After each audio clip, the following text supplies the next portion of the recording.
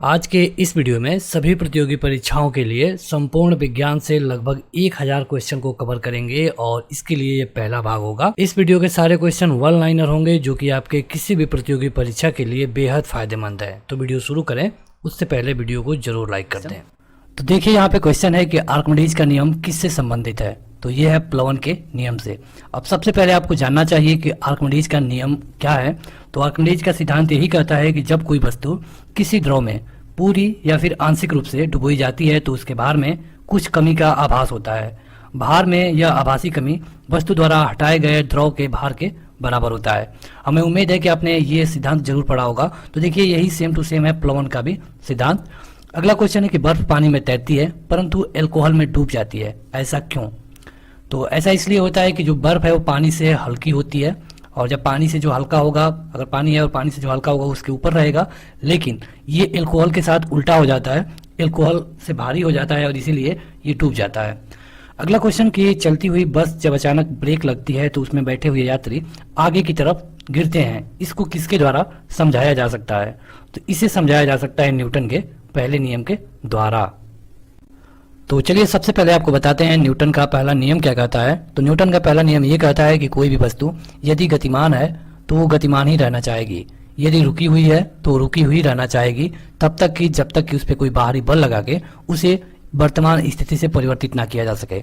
मतलब कि आप देख रहे हैं कि इसमें जब बस चल रही है और इसमें जो भी व्यक्ति बैठा हुआ है वो मतलब चलने की गति में है। अब जब बस अचानक रुकेगी तो इनकी गति तो कंटिन्यू बनी रहेगी, क्योंकि न्यूटन का पहला नियम यही कहता है कि जो चल रही है वो चलते रहना चाहेगी, लेकिन जब ये रुकेगी तो इनका पैर तो मतलब कि बस के साथ जुड़ा है तो ये तो रुक जाएगा, लेकिन इनकी जो गर्दन है या फिर सिर है वो आगे की तरफ झुक जाता है। और देखिए जो न्यूटन का पहला नियम है इसको जड़त्व का नियम भी कहते हैं। कई बार पूछा गया है कि न्यूटन के पहले नियम को और किस नाम से जानते हैं, तो ये है जड़त्व का नियम। अगला क्वेश्चन कि पानी से निकलने पर शेविंग ब्रश के बाल आपस में चिपक जाते हैं, इसका कारण क्या है? तो देखा होगा आपने शेविंग करते समय जो ब्रश होता है इसको पानी में जब करके धोते हैं तब तो इसके जो बाल होते हैं सब अलग अलग होते हैं, लेकिन जो ही इनको बाहर निकालते हैं पानी से इनके जो बाल होते हैं आपस में चिपक जाते हैं, हालांकि उस पर उस समय कोई जेल भी नहीं लगा होता है। तो इसका कारण है पृष्ठ तनाव, मतलब कि सरफेस टेंशन। अब सरफेस टेंशन से कई चीजें होती हैं जो कि बार बार परीक्षाओं में पूछी गई हैं, जैसे कि जो मच्छर होते हैं पानी के ऊपर तैरते हैं, क्यों? तो इसका भी कारण है सरफेस टेंशन। और आपने देखा होगा कि जब वो पानी पे तैरते हैं अगर इसमें मिट्टी का तेल डाल दिया जाए तो यहाँ पे जो सरफेस तनाव बना हुआ है टूट जाता है और मच्छर डूब जाते हैं। सरफेस टेंशन का एक और अच्छा उदाहरण पूछा जाता है, जो गर्म भोजन होता है वो आपको ज्यादा अच्छा क्यों लगता है ठंडे की अपेक्षा? तो ये होता है सरफेस टेंशन के कारण। अगला क्वेश्चन कि स्थिर गति से जा रही खुली कार में बैठा एक बालक गेंद को हवा में सीधे ऊपर फेंकता है तो गेंद गिरती है। मतलब ये चीज तो आपने जरूर करके देखा होगा, हमें पूरा उम्मीद है कि आपने किया होगा साइकिल पे या फिर दौड़ते हुए या फिर गाड़ी पे। मतलब कि एक लड़का है वो दौड़ते हुए जा रहा है और गेंद इसने फेंका, जब यहाँ फेंका लेकिन थोड़ी देर बाद लड़का तो यहाँ आ गया, लेकिन फिर भी ये गेंद ऊपर गई और इसके हाथ में ही गिरेगी अगर उसकी जो चाल है यहाँ पर उतनी है और यहाँ पर भी उतनी ही है तब। ऐसा क्यों होता है? तो ये होता है उसका जो मतलब कि गति है, जो यहाँ पे इसकी गति है वही बाल में भी गति हो जाती है और वो अचानक उसके हाथ में ही आती है। तो यहाँ पे क्वेश्चन ये पूछा जाता है कि अगर कोई लड़का गेंद फेंकता है इस तरह तो गेंद कहाँ गिरेगी, उसके पीछे गिरेगी या फिर उसके हाथ में? तो सही उत्तर है उसके हाथ में ही आएगी। अगला क्वेश्चन कि जेट इंजन कौन से सिद्धांत पे काम करता है? तो जेट इंजन काम करता है रैखिक संवेग संरक्षण के सिद्धांत पे। देखिए जेट इंजन होता है और ये काम करता है रैखिक संवेग संरक्षण के सिद्धांत पे। अगला क्वेश्चन कि दूध से मक्खन निकालने पर क्या होता है? तो जब दूध से मक्खन निकाला जाता है तो यहाँ पे दूध का घनत्व कम हो जाता है। कभी कभी ये पूछा गया है कि मतलब कि दूध से मक्खन निकालने की प्रक्रिया को क्या कहते हैं, मतलब किस बल से द्वारा निकाला जाता है? तो ये होता है अपकेंद्रीय बल, मतलब कि अपकेंद्रीय बल लगा करके दूध से मक्खन निकाला जाता है। अगला क्वेश्चन कि जब किसी वस्तु को पृथ्वी से चंद्रमा पे ले जाया जाता है तो उसका भार घटेगा या फिर बढ़ेगा? तो देखिए यदि किसी वस्तु को चंद्रमा पर लेके आप जाएंगे तो वहां पे उसका भार घट जाएगा, क्योंकि भार बराबर होता क्या है? तो देखेंगे आप कि ये होता है mg के बराबर, mg के बराबर मतलब कि उनके द्रव्यमान के और गुरुत्वीय त्वरण के बराबर। अब जो चंद्रमा पे गुरुत्वीय त्वरण है वो धरती की 1/6 है, यानी कि अगर आपका धरती पर वजन 60 किलो है तो वहां पे आपको जाने पर 10 किलो वजन हो जाएगा। इसका मतलब कि क्यों ऐसा हो रहा है, क्यों चंद्रमा पे आपका वजन कम हो जा रहा है, धरती पे ज्यादा हो रहा है? क्योंकि धरती पे जो गुरुत्वीय त्वरण लगता है वो ज्यादा लगता है, चंद्रमा पे कम लगता है। तो इसीलिए जो इनका द्रव्यमान जो है ये मास ये तो हमेशा बराबर रहेगा, ये तो धरती पर भी उतना ही रहेगा, चंद्रमा पर भी उतना ही रहेगा, लेकिन जो ये जी की वैल्यू है ये धरती पे कुछ ज़्यादा है, चंद्रमा पे कम है, इसीलिए धरती पे आपका वजन ज़्यादा होगा, आपका भार ज़्यादा होगा और चंद्रमा पे आपका भार कम हो जाएगा। और यही रूल सब चीज़ों पे लगेगा। अगला क्वेश्चन कि हवाई जहाज में फाउंटेन पेन से स्याही बाहर निकल जाती है, क्यों? तो देखिए, आप जब भी हम किसी ऊंचाई पे जाते हैं तो वहाँ पे वायु के दाब में कमी आती है और इसीलिए जो फाउंटेन पेन है उसकी स्याही बाहर निकल जाती है। अगला क्वेश्चन कि धक्का सह प्राय स्टील के बनाए जाते हैं, क्योंकि जो धक्का सह है मतलब कि जिन पे चोट लगना है तो ये इसलिए बनाए जाते हैं क्योंकि उनकी इलास्टिसिटी अधिक होती है, मतलब कि उनकी प्रत्यास्थता अधिक होती है। ये फाउंटेन पेन वाला आपने सुना होगा, अगर 3 इडियट आपने मूवी देखी है तो उसमें ये क्वेश्चन पूछा गया था शुरू में ही। अगला क्वेश्चन है कि चंद्रमा पर वायुमंडल नहीं है क्योंकि यह सूर्य से प्रकाश पाता है। देखिए, चंद्रमा पे वायुमंडल नहीं है, ये सबको पता है, और देखा जाए तो जो भी ग्रह है केवल उनके पास, उनमें से कुछ ही के पास वायुमंडल पाया जाता है, और चंद्रमा एक उपग्रह है जो कि पृथ्वी का है। अगला क्वेश्चन कि आपको बताना है कि 1 HP में कितने वाट होते हैं, तो ये होता है 746 वाट। कई बार ऑप्शन में 786 भी दिया होता है, आप इससे कंफ्यूज नहीं होंगे। अगला क्वेश्चन कि अंतर्दर्शी क्या है? अंतर्दर्शी, तो देखिए अंतर्दर्शी नाम से ही पता है कि अंदर देखने वाला, यानी कि जो आहार नाल होता है इसके भीतर जिस चीज के सहारे से देखा जाए वह जो प्रकाशीय यंत्र होता है उसे कहा जाता है अंतर्दर्शी। मतलब कि आपने देखा होगा कि जब कोई लड़का कोई भी सिक्का अपने गले में अटका देता है तो डॉक्टर उसे देखने के लिए जो प्रयोग करते हैं उन्हें अंतर्दर्शी आप कह सकते हैं। अगला क्वेश्चन है कि मायोपिया से क्या होता है? तो देखिए, मायोपिया एक आंख का रोग है, और यहाँ पे मायोपिया कहने का ये मतलब है कि निकट दृष्टि दोष। देखिए, ये क्वेश्चन स्टार मार्क कर लीजिएगा, कई बार पूछा जा चुका है। निकट दृष्टि दोष में होता क्या है कि आदमी को निकट का तो दिखता है, निकट का दिखेगा लेकिन दूर का नहीं दिखेगा। जब दूर का नहीं दिखेगा तो उसके लिए क्या करना होगा, ये भी कई बार पूछा गया है। तो देखिए, जब निकट दृष्टि दोष में उन्हें लगाना पड़ता है अवतल लेंस, मतलब दूर का देखने के लिए। यहाँ पे उल्टा होता है, क्योंकि निकट दृष्टि दोष में आपको दूर का नहीं दिखता है और दूर दृष्टि दोष में आपको नजदीक का नहीं दिखता है। तो जब आपको निकट दृष्टि दोष होगा तो आपको अवतल लेंस लगेगा, जब आपको दूर दृष्टि दोष होगा तो उत्तल लेंस लगेगा। ठीक, यहाँ पे जो मायोपिया है इसका मतलब कि निकट दृष्टि दोष, हाइपर मेट्रोपिया है इसे कहते हैं दूर दृष्टि दोष। तो यहाँ पे इनसे क्वेश्चन जरूर बनते हैं, और खास करके अगर रेलवे के एग्जाम की बात करें तो आपने देखा कि पिछले ग्रुप डी के एग्जाम में साइंस का कितना क्वेश्चन था, और ये क्वेश्चन फिजिक्स से हैं जो कि काफी महत्वपूर्ण है। अगला क्वेश्चन कि एक आदमी 10 मीटर से अधिक दूरी की वस्तु को स्पष्ट नहीं देख पाता है, वह कौन से दृष्टि दोष से पीड़ित है? तो देखिए, इसका मतलब कि वो मतलब कि मायोपिया से पीड़ित है, और मायोपिया मतलब क्या होता है, तो निकट दृष्टि दोष। मतलब कि आप देख सकते हैं कि एक व्यक्ति जितना बहुत ज्यादा दूर तक देख सकता है, आप देख सकते हैं कि मतलब पता होगा आपको, और अगर ये 10 मीटर से ज्यादा नहीं देख पा रहा है इसका मतलब कि उसको निकट दृष्टि दोष है। उसको कौन सा लेंस लगेगा, तो उसको लगेगा अवतल लेंस। ये इस तरह क्वेश्चन पूछे जाते हैं। अगला क्वेश्चन कि एक मनुष्य 1 मीटर से कम दूरी की वस्तु को नहीं देख पाता है, मतलब कि उसे दूर दृष्टि दोष है, और जब दूर दृष्टि दोष होगा तो उसे कौन सा लेंस लगेगा, तो उसे उत्तल लेंस लगेगा। बढ़ते हैं आगे। अगला क्वेश्चन कि एक कार की गति 36 किलोमीटर प्रति घंटा है, इसे मीटर प्रति सेकंड में व्यक्त करिए। तो देखिए, 36 किलोमीटर प्रति घंटा है, यानी कि आप इस तरह लिख सकते हैं, और इसे बदलना है मीटर प्रति सेकंड में। तो सीधा सीधा आप इस किलोमीटर को मीटर में बदल दीजिए, घंटा को सेकंड में बदल दीजिए, तो इस तरह आप कैलकुलेशन से भी कर सकते हैं। तो यहाँ पे 2 0 से कैंसिल, यहाँ से ये कैंसिल, मतलब कि उत्तर आ गया 10 मीटर प्रति सेकेंड। या फिर अगर आप इतना नहीं करना चाहते तो सीधे सीधे आपको 5/18 से गुणा कर देना चाहिए।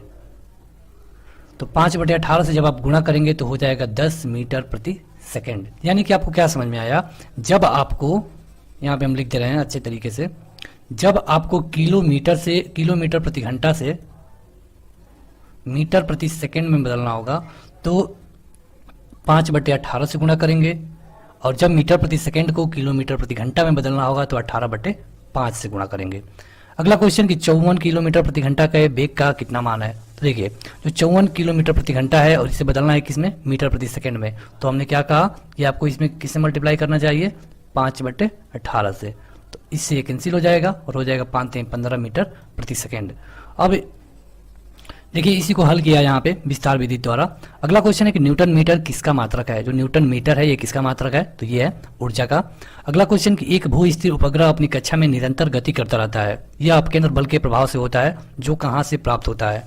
तो भू स्थिर पूछा जा रहा है, तो ये उपग्रह होगा पृथ्वी के द्वारा लगने वाले गुरुत्वाकर्षण बल के कारण। अगला क्वेश्चन कि स्वचालित कलाई घड़ियों में ऊर्जा कहाँ से मिलती है? जो घड़ी आप अपने हाथ में पहनते हैं वो ऊर्जा कहाँ से मिलती है? तो ये मिलती है बैटरी से। अगला क्वेश्चन कि जब कुएं से पानी की बाल्टी को ऊपर खींचते हैं तो हमें महसूस होता है कि बाल्टी सतह के ऊपर आने पर भारी हो गई है। तो ये तो आपने किया भी होगा। आप देख सकते हैं कि जब कुआं में अगर हम बाल्टी डालते हैं तो जब पानी उतना ही भरा है उस बाल्टी में, लेकिन जब तक ये बाल्टी पानी के भीतर रहेगी तब तक इसे खींचने में आसानी होगी, ये हमें कम इसका भार लगेगा।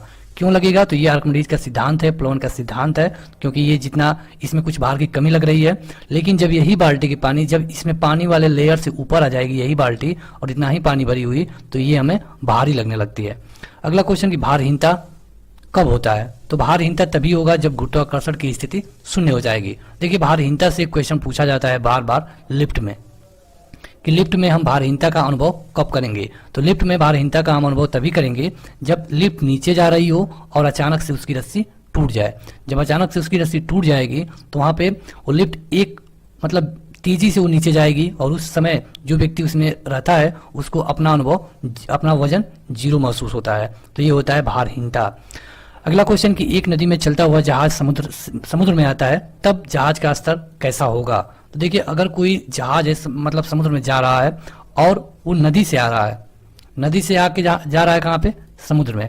तो यहाँ पे ये क्या होता है कि जब नदी समुद्र में जाती है मतलब कि जहाज, तो इसका जो लेयर होता है थोड़ा सा जितना इसमें पानी में डूब के चल रहा था, जैसे कि यहाँ पे हम एक जहाज अगर बनाते हैं तो यहाँ देखिए अगर नदी में ये इतनी पानी में डूब के जहाज चल रही थी इस कंडीशन में, तो ये समुद्र में इतनी पे चलने लगेगी, थोड़ी सी ऊपर हो जाएगी।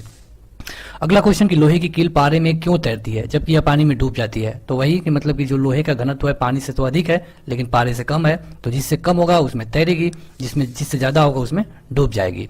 अगला क्वेश्चन कि जब एक ठोस पिंड को पानी में डुबोया जाता है तो उसके भार में कमी होती है, यह कमी कितना होता है? तो यह कमी उसी भार के बराबर होता है जितना वो पानी हटाई है। मतलब कि यहाँ पे हम इसको थोड़ा सा विस्तार में समझा दे। यहाँ पे देखिए पानी है, यहाँ पे जब कोई भी वस्तु आपने इसमें इंटर किया तो यहाँ पे इसने इतना जगह घेर लिया, जितना ये जगह घेर लिया है, जितना पानी का पहले यहाँ पानी था अब ये जितना जगह घेर लिया है उतना इसके भार में कमी महसूस होगी, और इसी को हम आर्किमिडीज का सिद्धांत या फिर प्लवन का नियम कहते हैं, जो कि फिजिक्स में कई बार पूछा जा चुका है। अगला क्वेश्चन कि पानी से भरी डाट भरी लगी बोतल जमने पर टूट जाती है, क्यों? क्योंकि देखिए जो अगर हम किसी बोतल में पानी भर दें और यहाँ पे अगर ये जब जम जाता है तो यहाँ पे ये बर्फ हो जाता है, अब ये पानी नहीं रहता है, ये बर्फ हो जाता है और यहाँ पे बर्फ का आयतन बढ़ जाता है, और जब ये पूरा भरा हुआ है मुंह तक, इसमें ढक्कन बंद है, तो यहाँ पे जब इसका आयतन बढ़ेगा तो इसे तोड़ देगा। इसके लिए एक उदाहरण और बार बार पूछा गया है परीक्षाओं में कि ठंडे के दिनों में नल के पाइप क्यों फट जाते हैं? तो देखिए नल के पाइप में पानी भरा होता है शाम का, और रात में जब यहाँ पे पानी रुकता है और ठंडी बढ़ती है तो ये पानी जम जाता है, और जब ये पानी जम जाता है दोनों ओर से पैक होने के कारण ये पाइप फट जाते हैं। तो ये जो उदाहरण है ये कई बार पूछा जा चुका है। तो आगे बढ़ते हैं। तो अगला क्वेश्चन है कि लैंप की बत्ती में तेल जो चढ़ता है इसका कारण क्या है? तो देखिए लैंप की बत्ती होती है, यहाँ पे अब तो लैंप का यूज नहीं हो रहा है, नहीं तो पहले होता था। तो यहाँ पे जो लैंप की बत्ती होती है यहाँ तेल इतने में होता है लेकिन यहाँ पे तेल पहुंचते रहता है। तो इसका कारण क्या है? तो यह है कैपिलरी क्रिया। और इसका एक उदाहरण और पूछा जाता है कि जो किसान होता है नमी को बचाने के लिए खेतों की जुताई कर देता है, ऐसा क्यों? तो देखिए वहाँ पे कैपिलरी क्रिया होती है और जो मतलब कि खेत होता है उसमें नीचे की जो नमी होती है वो कैपिलरी मतलब कि द्वारा ये जो नमी होती है बार बार निकलती रहती है, और इसी नमी को बचाने के लिए किसान इसकी जुताई करवा देता है, और जब इसकी जुताई हो जाती है तो ये जो भी बनी हुई है नली ये टूट जाती हैं और यहाँ पे खेत की नमी बच जाती है।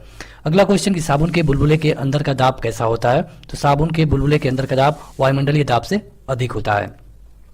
आगे बढ़े। अगला क्वेश्चन है कि एक शुद्ध जल में डिटर्जेंट डाला जाता है तो पृष्ठ तनाव क्या होता है? तो डिटर्जेंट अगर हम डालते हैं मतलब कि जैसे कि अगर आप कपड़ा धोने वाला पाउडर की बात करें तो जब शुद्ध जल में इसे आप डालेंगे तो यहाँ पे जो इसका पृष्ठ तनाव होगा वो घट जाएगा। अगला क्वेश्चन है कि अश्व यदि एकाएक चलना प्रारंभ कर दे तो अश्वारोही के गिरने की आशंका का क्या कारण है? तो देखिए ये अश्व मतलब ये घोड़ा है, अगर घोड़ा अचानक से यहाँ पे खड़ा है और अगर ये चलना शुरू कर दे तो क्या होगा, यही पूछा जा रहा है। तो देखिए यहाँ पे ये जब घोड़ा खड़ा है और यहाँ पे एक व्यक्ति बैठा हुआ है, जब ये अचानक से चलने लगेगा तो ये गिरने लगेगा, और कहाँ गिरेगा? तो पीछे।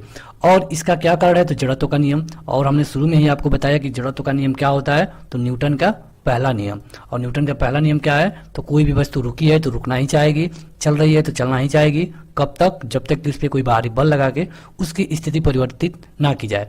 तो यहाँ पे आप देखेंगे कि जो घोड़े पे व्यक्ति सवार था, घोड़ा तो रुका हुआ था तो व्यक्ति भी रुका हुआ है, लेकिन अचानक से घोड़ा जब चलना शुरू कर दिया तो व्यक्ति का जो हिस्सा घोड़े से संपर्क में है वो तो अब गतिमान हो गया, लेकिन जो उसका सर है वो अभी भी रुकना चाहेगा और इसी कंडीशन में ये पीछे की तरफ गिर सकता है। तो इसका सही कारण है विश्राम जड़त्व। तो सीधा सीधा आप जड़त्व जानिए। अगला क्वेश्चन कि क्रिकेट का खिलाड़ी तेजी से आती हुई बॉल को अपने हाथ को पीछे खींचकर पकड़ता है। मतलब कि आपने देखा होगा कि जो विकेट कीपर होता है क्रिकेट में, वो जब भी कोई गेंद कैच करता है आगे से आती हुई तो अपने हाथ को पीछे खींच लेता है। और क्यों? तो इसलिए खींच लेता है कि जो बॉल आ रही है उसके हाथ में, उसकी गति बहुत ज़्यादा होती है, तो उसकी गति को थोड़ी सी विश्राम अवस्था में कम करने के लिए या फिर विश्राम की अवस्था में लाने के लिए उसे अपने हाथ को पीछे खींचना पड़ता है। अगला क्वेश्चन कि प्रेशर कुकर में खाना जल्दी पक जाता है नॉर्मल कढ़ाई या फिर कोई भी बर्तन की अपेक्षा। तो ऐसा इसलिए है क्योंकि इसमें पानी का जो क्वथनांक है ये बढ़ जाता है। पानी का क्वथनांक बढ़ने के कारण यहाँ पे प्रेशर कुकर में खाना जल्दी बन जाता है। देखिए यहाँ पे इस वीडियो में जो भी क्वेश्चन लिए गए हैं सारे कहीं ना कहीं पूछे गए हैं, खास करके रेलवे के एग्जामों में, तो आप इस वीडियो में बने रहिए। अगला क्वेश्चन है कि वायु दाब मापी की रीडिंग में अचानक गिरावट हो तो इस बात से क्या पता चलता है? तो देखिए जो वायु दाब मापी होता है उसमें रीडिंग होती है, अगर रीडिंग में अचानक से गिरावट हो रही है तो इसका मतलब कि तूफान आने वाला है। तूफान की भविष्यवाणी करने के लिए वायुमंडलीय दाब का क्या होता है? तो ये अचानक से कम होने लगता है। यही क्वेश्चन है, थोड़े अलग तरीके से पूछा गया है। अगला क्वेश्चन कि अंडा मृदु जल में डूब जाता है किंतु समुद्र के सांद्र जल में तैरता रहता है, क्यों? तो अगेन वही कारण है कि जो नमक का घोल होगा अंडे के घनत्व से अधिक है, इसीलिए जो अंडा है वो तैरेगा और जहाँ पे अंडा का घनत्व अधिक हो जाएगा वहां पे अंडा डूब जाएगा। अगला क्वेश्चन है किसी व्यक्ति को मुक्त रूप से घूर्णन कर रहा है घोड़ी मंच पर अपनी कुड़िया चाल कम करने के लिए क्या करना चाहिए? तो उसे अपने दोनों हाथ को बाहर की तरफ फैला देना चाहिए। तो देखिए जो क्वेश्चन ये पूछा गया था इसी तरह पूछा जाता है कि जब एक लड़की किसी भी झूले पे बैठी है और जब अगर वो खड़ी हो जाती है या फिर अपने दोनों हाथ बाहर निकाल देती है तो उसका क्या प्रभाव पड़ेगा? तो उसकी जो गति है आवर्त का, उस पर इसका इफेक्ट पड़ता है। अगला क्वेश्चन की श्यानता की इकाई क्या है? तो श्यानता की इकाई है पॉइज, और ये क्वेश्चन कई बार पूछा जा चुका है। अगला क्वेश्चन की प्रकाश का रंग निर्धारित होता है किससे? तो प्रकाश का रंग निर्धारित होता है इसके तरंग दैर्ध्य से।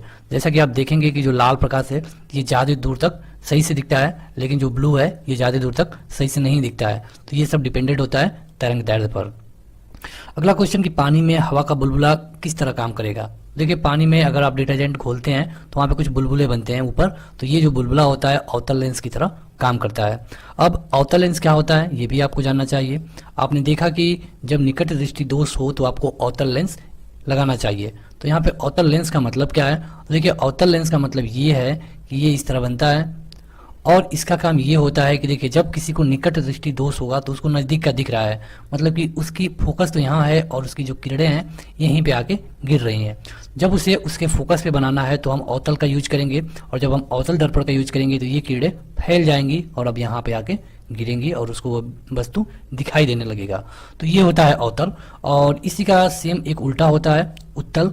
तो उत्तल में क्या होता है कि देखिए जो किरणें यहाँ पे उसकी फोकस है और जो किरणें यहाँ पे गिर रही हैं तो उन्हें यहाँ पहले काउंट करने के लिए हमें उत्तल लेंस का प्रयोग करना होता है। यहाँ पे उत्तल लेंस, और उत्तल लेंस में क्या होता है कि वो किरणें उसके आगे ही गिरने लगती हैं। तो यहाँ पे इससे ज़्यादा हम नहीं बता सकते क्योंकि समय की बाध्यता है। अगला क्वेश्चन कि हम पृथ्वी के पृष्ठ पर सूर्य का प्रकाश प्राप्त करते हैं तो यह प्रकाश के किस प्रकार के किरण पुंज है? मतलब कि जो धरती पर प्रकाश आता है सूर्य से ये समांतर है या फिर असमांतर है? तो देखिए ये तो समांतर ही है। क्यों समांतर है? क्योंकि आप देखेंगे कि जब सूर्य यहाँ पे है और अगर कोई व्यक्ति यहाँ खड़ा है तो ये समांतर किरणें हैं, जितने दूर पे व्यक्ति खड़ा है उतना दूर पे यहाँ पे छाया बन जाती है। अगर ये समांतर किरणें नहीं होती तो ये किरणें यहाँ से भी आके इसको लाइट कर देती, लेकिन ये किरणें सीधी आती हैं। अगला क्वेश्चन कि माध्यम के तापमान में वृद्धि के साथ प्रकाश की गति पे क्या होता है? मतलब कि अगर किसी प्रकाश को एक गर्म रूम में प्रवाहित मतलब मारा जा रहा है एक को ठंडे में, तो यहाँ पे उसकी गति में कोई डिफरेंस नहीं आएगा।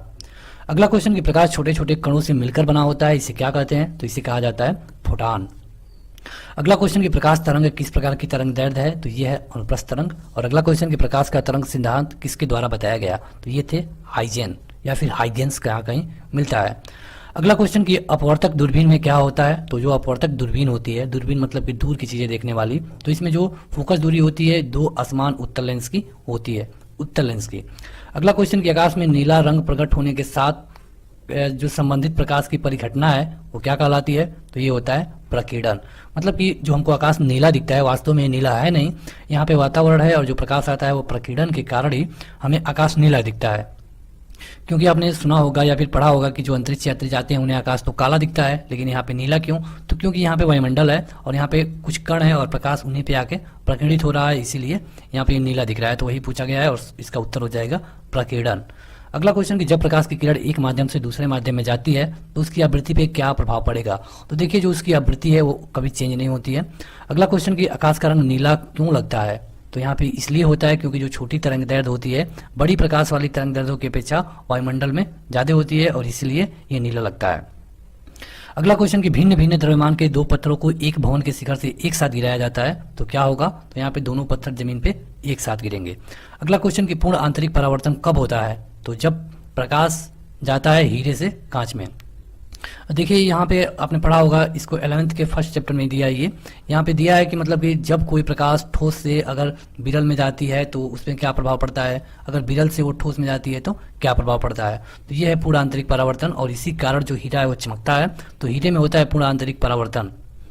अगला क्वेश्चन कि इंद्रधनुष बनने का क्या कारण है? तो आपने देखा होगा कि इंद्रधनुष अक्सर तभी बनता है जब बारिश का मौसम हो या फिर बारिश हो चुकी हो। तो इसके बनने का कारण ये है कि वायुमंडल में सूर्य की किरणें जो जल की बूंदों द्वारा परावर्तित होती हैं। मतलब जो वायुमंडल में जल की बूंदें हैं वो सूर्य के किरणों के द्वारा परावर्तित होती है। आपने देखा होगा कि ये तभी बनता है इंद्रधनुष जब थोड़ी थोड़ी धूप निकली हो। अगला क्वेश्चन कि मृग तीसरा मतलब कि मरीचिका इसको कहा जाता है, जो हिंदी वाले लोग हैं मरीचिका कहा जाता है, मृग मरीचिका। तो इसका कारण क्या है? तो इसका कारण है पूर्ण आंतरिक परावर्तन।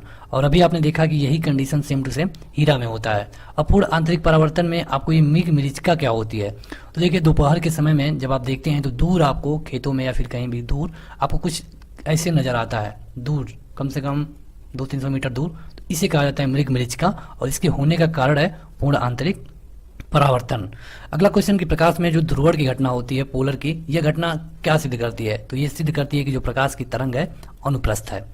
अगला क्वेश्चन कि प्रकाश की विकिरण की प्रकृति होती है, तो इसमें जो तरंग और कण दोनों की समान होती है। अगला क्वेश्चन कि तरल ताल वास्तविक गहराई से कम दिखाई देता है, इसका कारण क्या है? तो इसका कारण है अपवर्तन।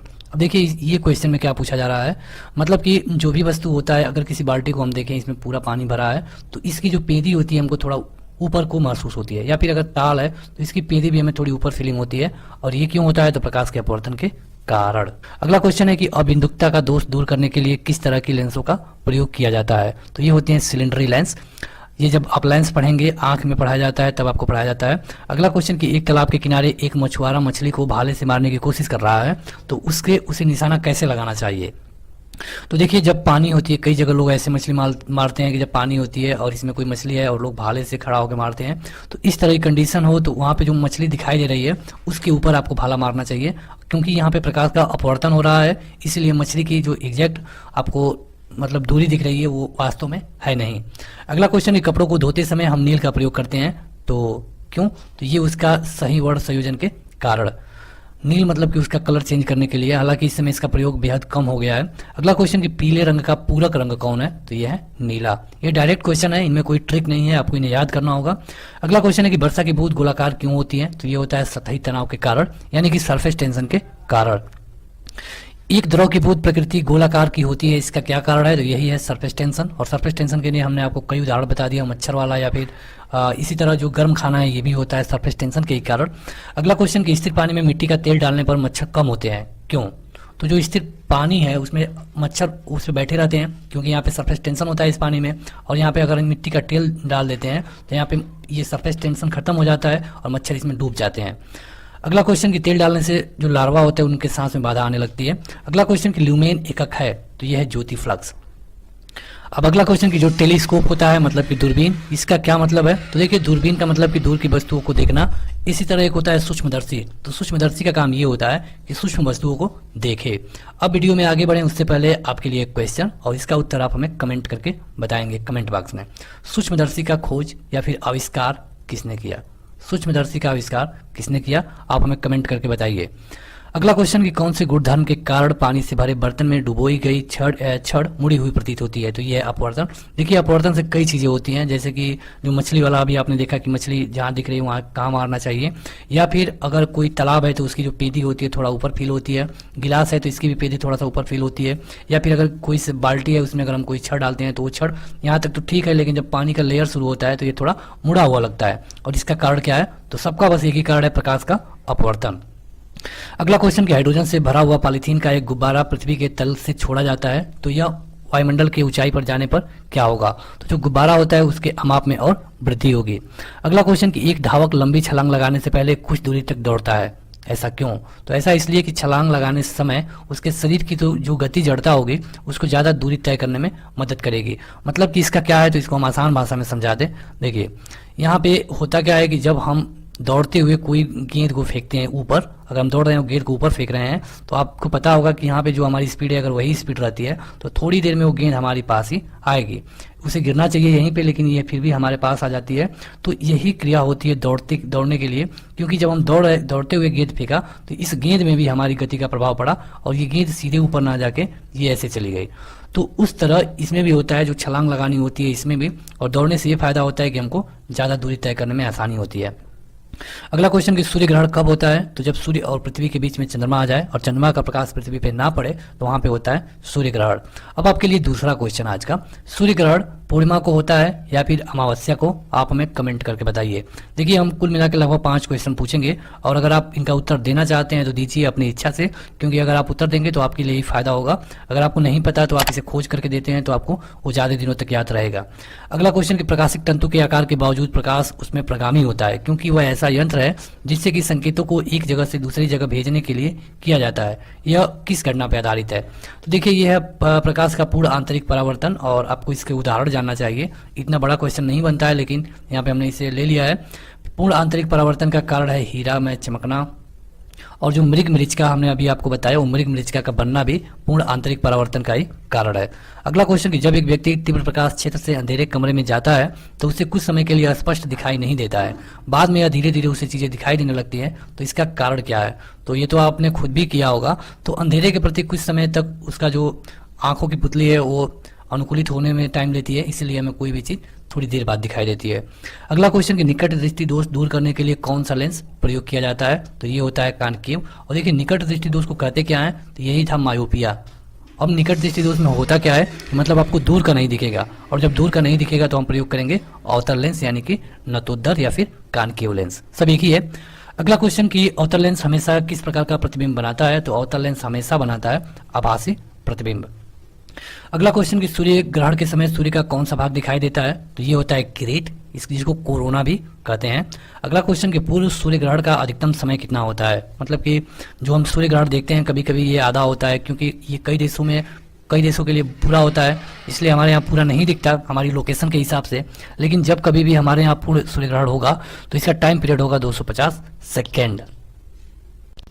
तो आप यहाँ पे देखेंगे कि केवल 250 सेकंड, मतलब कि केवल 4 मिनट। और 4 मिनट कहने का क्या मतलब है कि 4 मिनट तो पूर्ण सूर्य ग्रहण रहता है, उसके बाद धीरे धीरे एक तरफ से जो सूर्य होता है दिखने लगता है। अगला क्वेश्चन, और यहाँ पे ये है कि जो प्राथमिक रंग है ये कौन कौन से हैं? तो ये वही रंग होते हैं जो कि उनको मिला करके बाकी के अन्य रंग बनाए जा सकते हैं।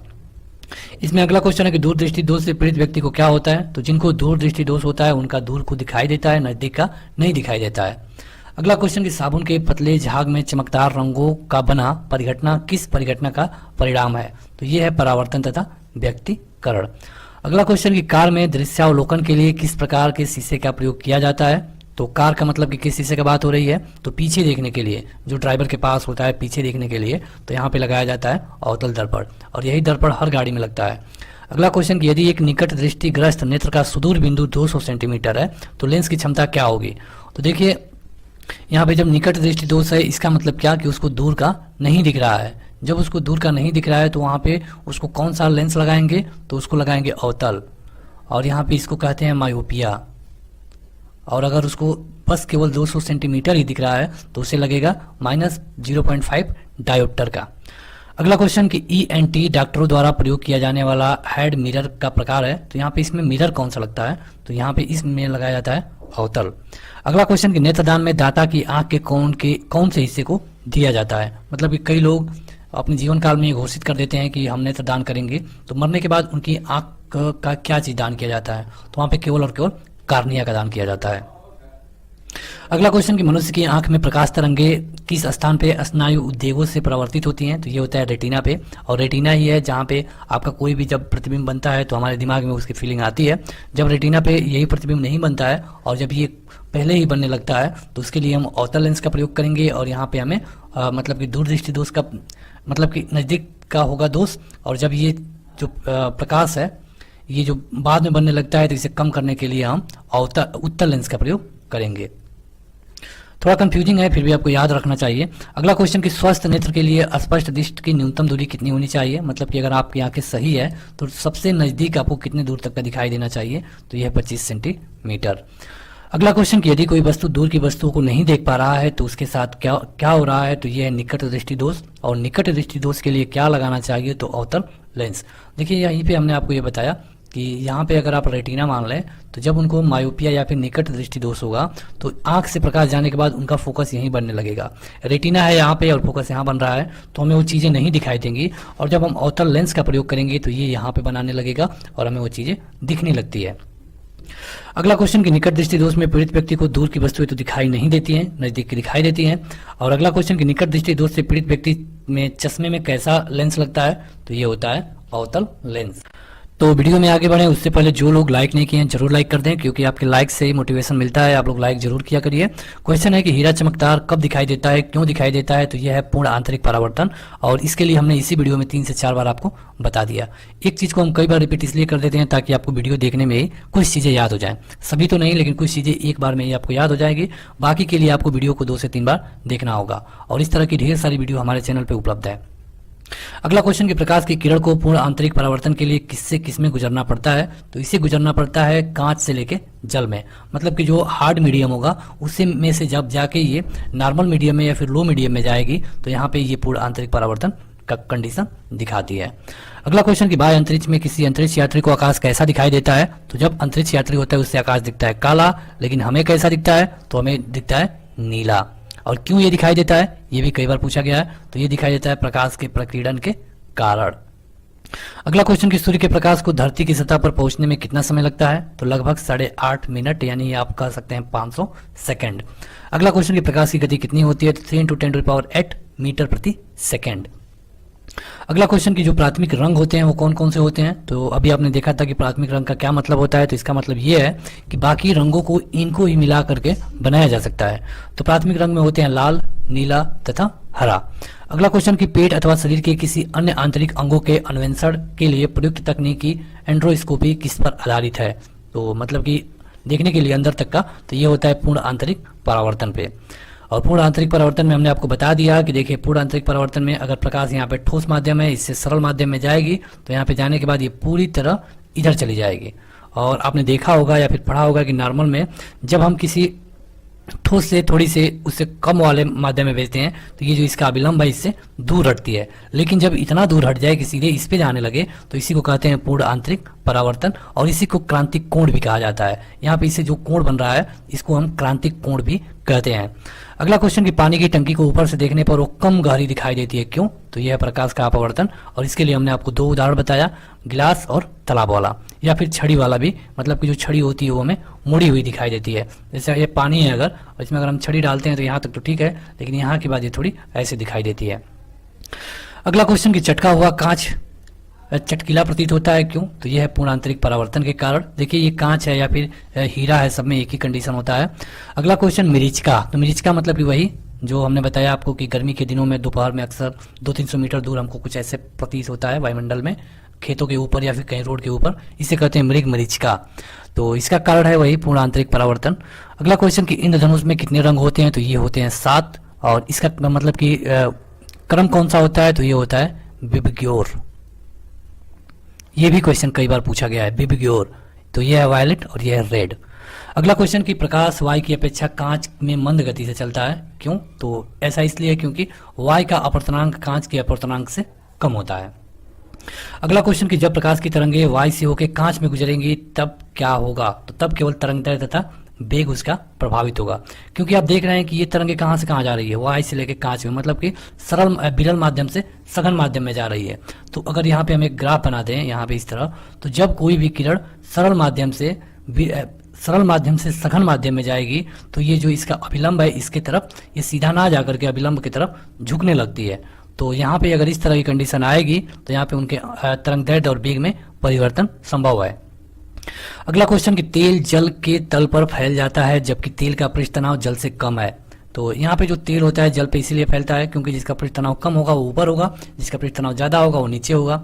अगला क्वेश्चन कि द्रव की बूंद की आकृति गोलाकार होती है, तो ये है पृष्ठ तनाव, और कई क्वेश्चन हम इस पे बता चुके हैं आपको। अगला कि जब एक चल वस्तु की गति दोगुनी हो जाती है तो उसकी गतिज ऊर्जा क्या हो जाएगी। तो देखिए ये क्वेश्चन कई बार पूछा गया है, इसे हम अच्छी तरह से बता दे रहे हैं ताकि आपको भूले नहीं। तो देखिए गतिज ऊर्जा का फार्मूला होता है 1/2 mv²।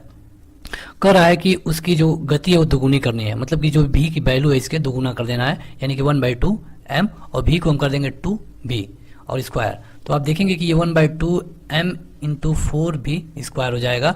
और अगर इसे हम और अच्छी तरह से लिखें तो 4 × 1/2 mv², इसको इस तरह लिख सकते हैं। जब इसको इस तरह लिख देंगे तो देखिए यहाँ पे तो ये कितना गुना हो गया, पहले तो केवल यही था, अब अभी यही है, लेकिन कितना अधिक हो गया है, 4 गुना। तो यहाँ पे देख रहे हैं कि 4 गुना दिया गया है।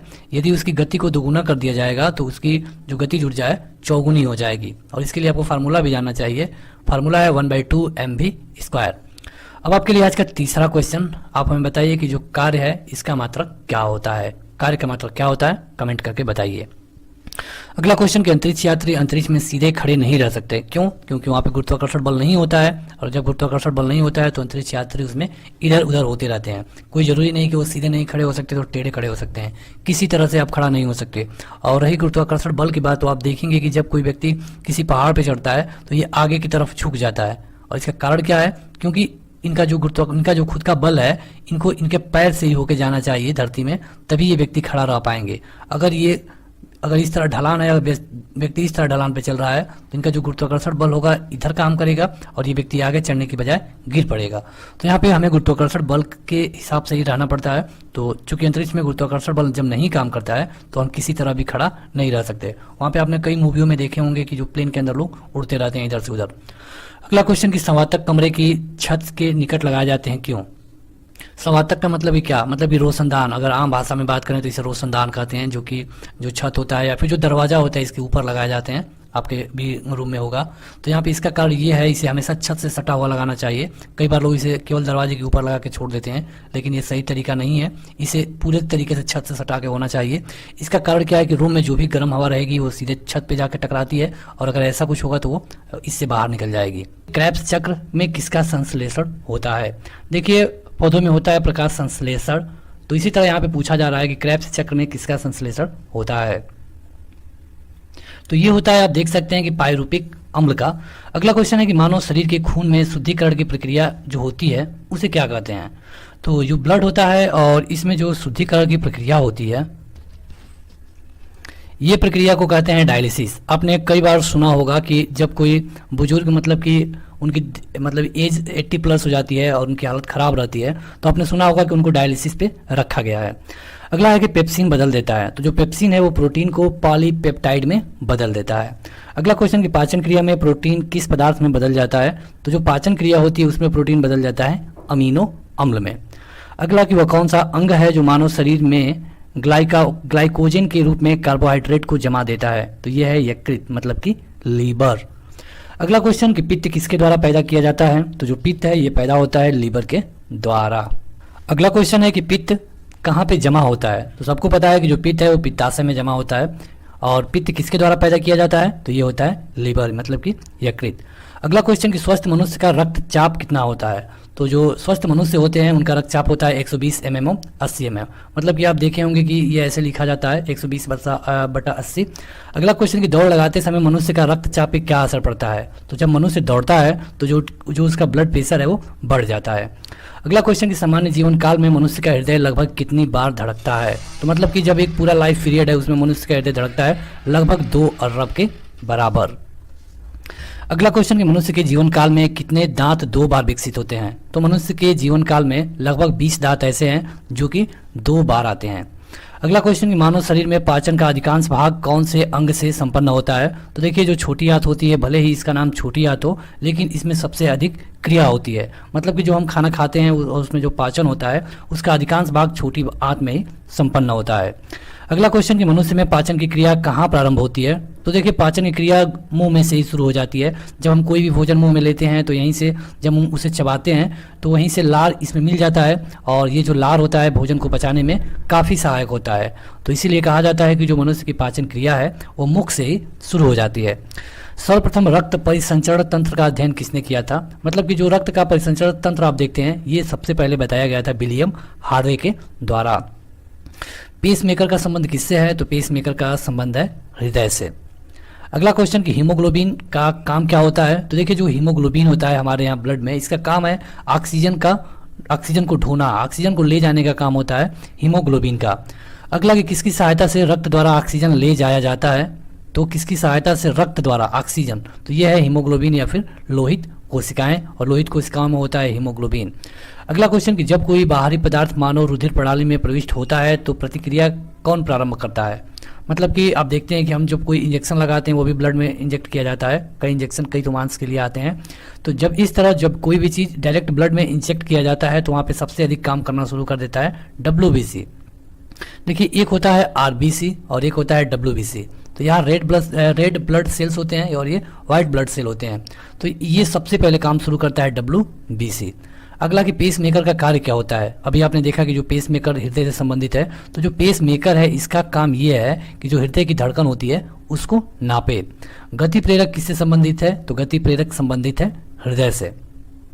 अगला क्वेश्चन कि रक्त में लाल रंग किसके कारण होता है। तो वही है कि रक्त में जो लाल रंग दिखता है आपको RBC में, ये होता है हीमोग्लोबिन के कारण। और हीमोग्लोबिन में क्या होता है। तो ये होता है लोहा। आप ये वो वाला लोहा नहीं है जो आप देख रहे हैं या सोचते हैं, ये दूसरा लोहा है। अगला क्वेश्चन कि शरीर में हीमोग्लोबिन का कार्य क्या है। तो अभी आपने देखा कि जो शरीर का हीमोग्लोबिन होता है उसका काम यह है कि ये ऑक्सीजन का परिवहन करे, और इसके लिए वो एक तरह की कोशिकाओं का प्रयोग भी करता है। हीमोग्लोबिन किसका महत्वपूर्ण घटक है। तो अभी आपने देखा कि हीमोग्लोबिन का मतलब क्या, लाल रंग, और लाल रंग में कौन होता है। तो RBC मतलब कि रेड ब्लड सेल। अगला क्वेश्चन कि सफेद रक्त कण मतलब कि WBC का मुख्य काम क्या होता है। तो देखिए WBC आपने देखा होगा कि जब कहीं पे हमें चोट लगती है तो थोड़ी ही देर में वहाँ पे सफ़ेद सफ़ेद कुछ पदार्थ निकलता है, तो ये होता है WBC, और इसका काम ये है कि आपके अंदर रोग प्रतिरोधक क्षमता को बनाए रखे। जब आपके अंदर WBC की कमी हो जाएगी, आपके रोग प्रतिरोधक क्षमता खत्म हो जाएगी, तो आपके लिए एक जुकाम भी आपको मार सकता है। और आपने सुना होगा अगर एड्स का नाम, तो इसमें यही होता है कि आदमी के अंदर की रोग प्रतिरोधक क्षमता पूरी तरह खत्म हो जाती है, और यहाँ पे अगर इनको एक जुकाम भी हो जाए छोटा सा, तो इससे भी इनकी डेथ हो सकती है। अगला क्वेश्चन है कि इनकी भित्तियों पर रक्त द्वारा डाले गए दबाव को ब्लड प्रेशर कहा जाता है। तो ये है ब्लड प्रेशर, आपने आम जिंदगी में इनका नाम बहुत बार सुना होगा।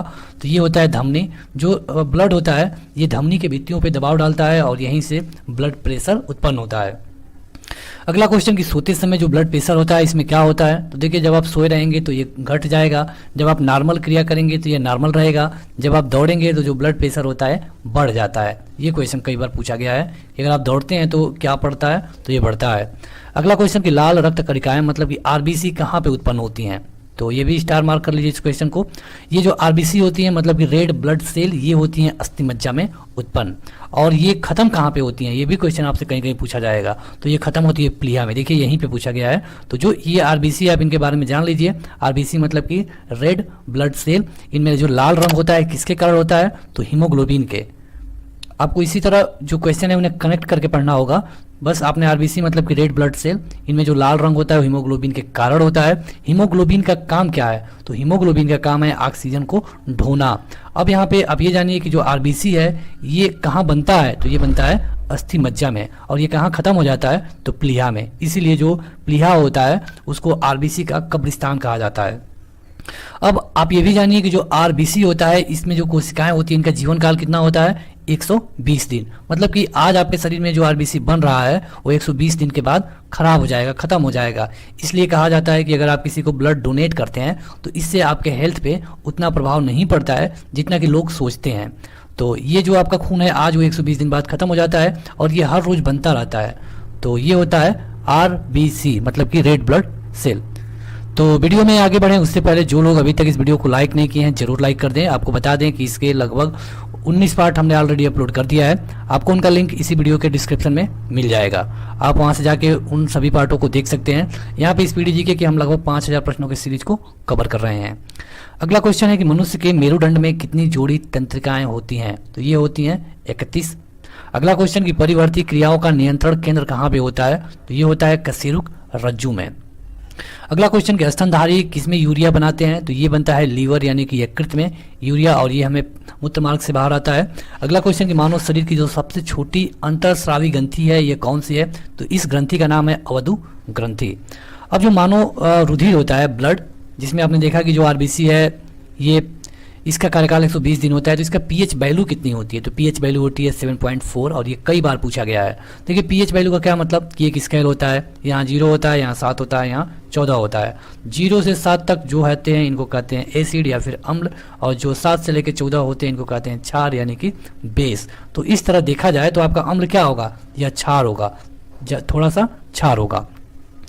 अगला क्वेश्चन कि मूत्र का जो पीला रंग होता है किसकी मौजूदगी के कारण होता है? तो ये होता है यूक्रोम के कारण। आपने देखा होगा कि कभी कभी मेडिसिन खाने पर ऐसा मूत्र आता है, तो ये होता है क्यों? तो यूरोक्रोम के कारण।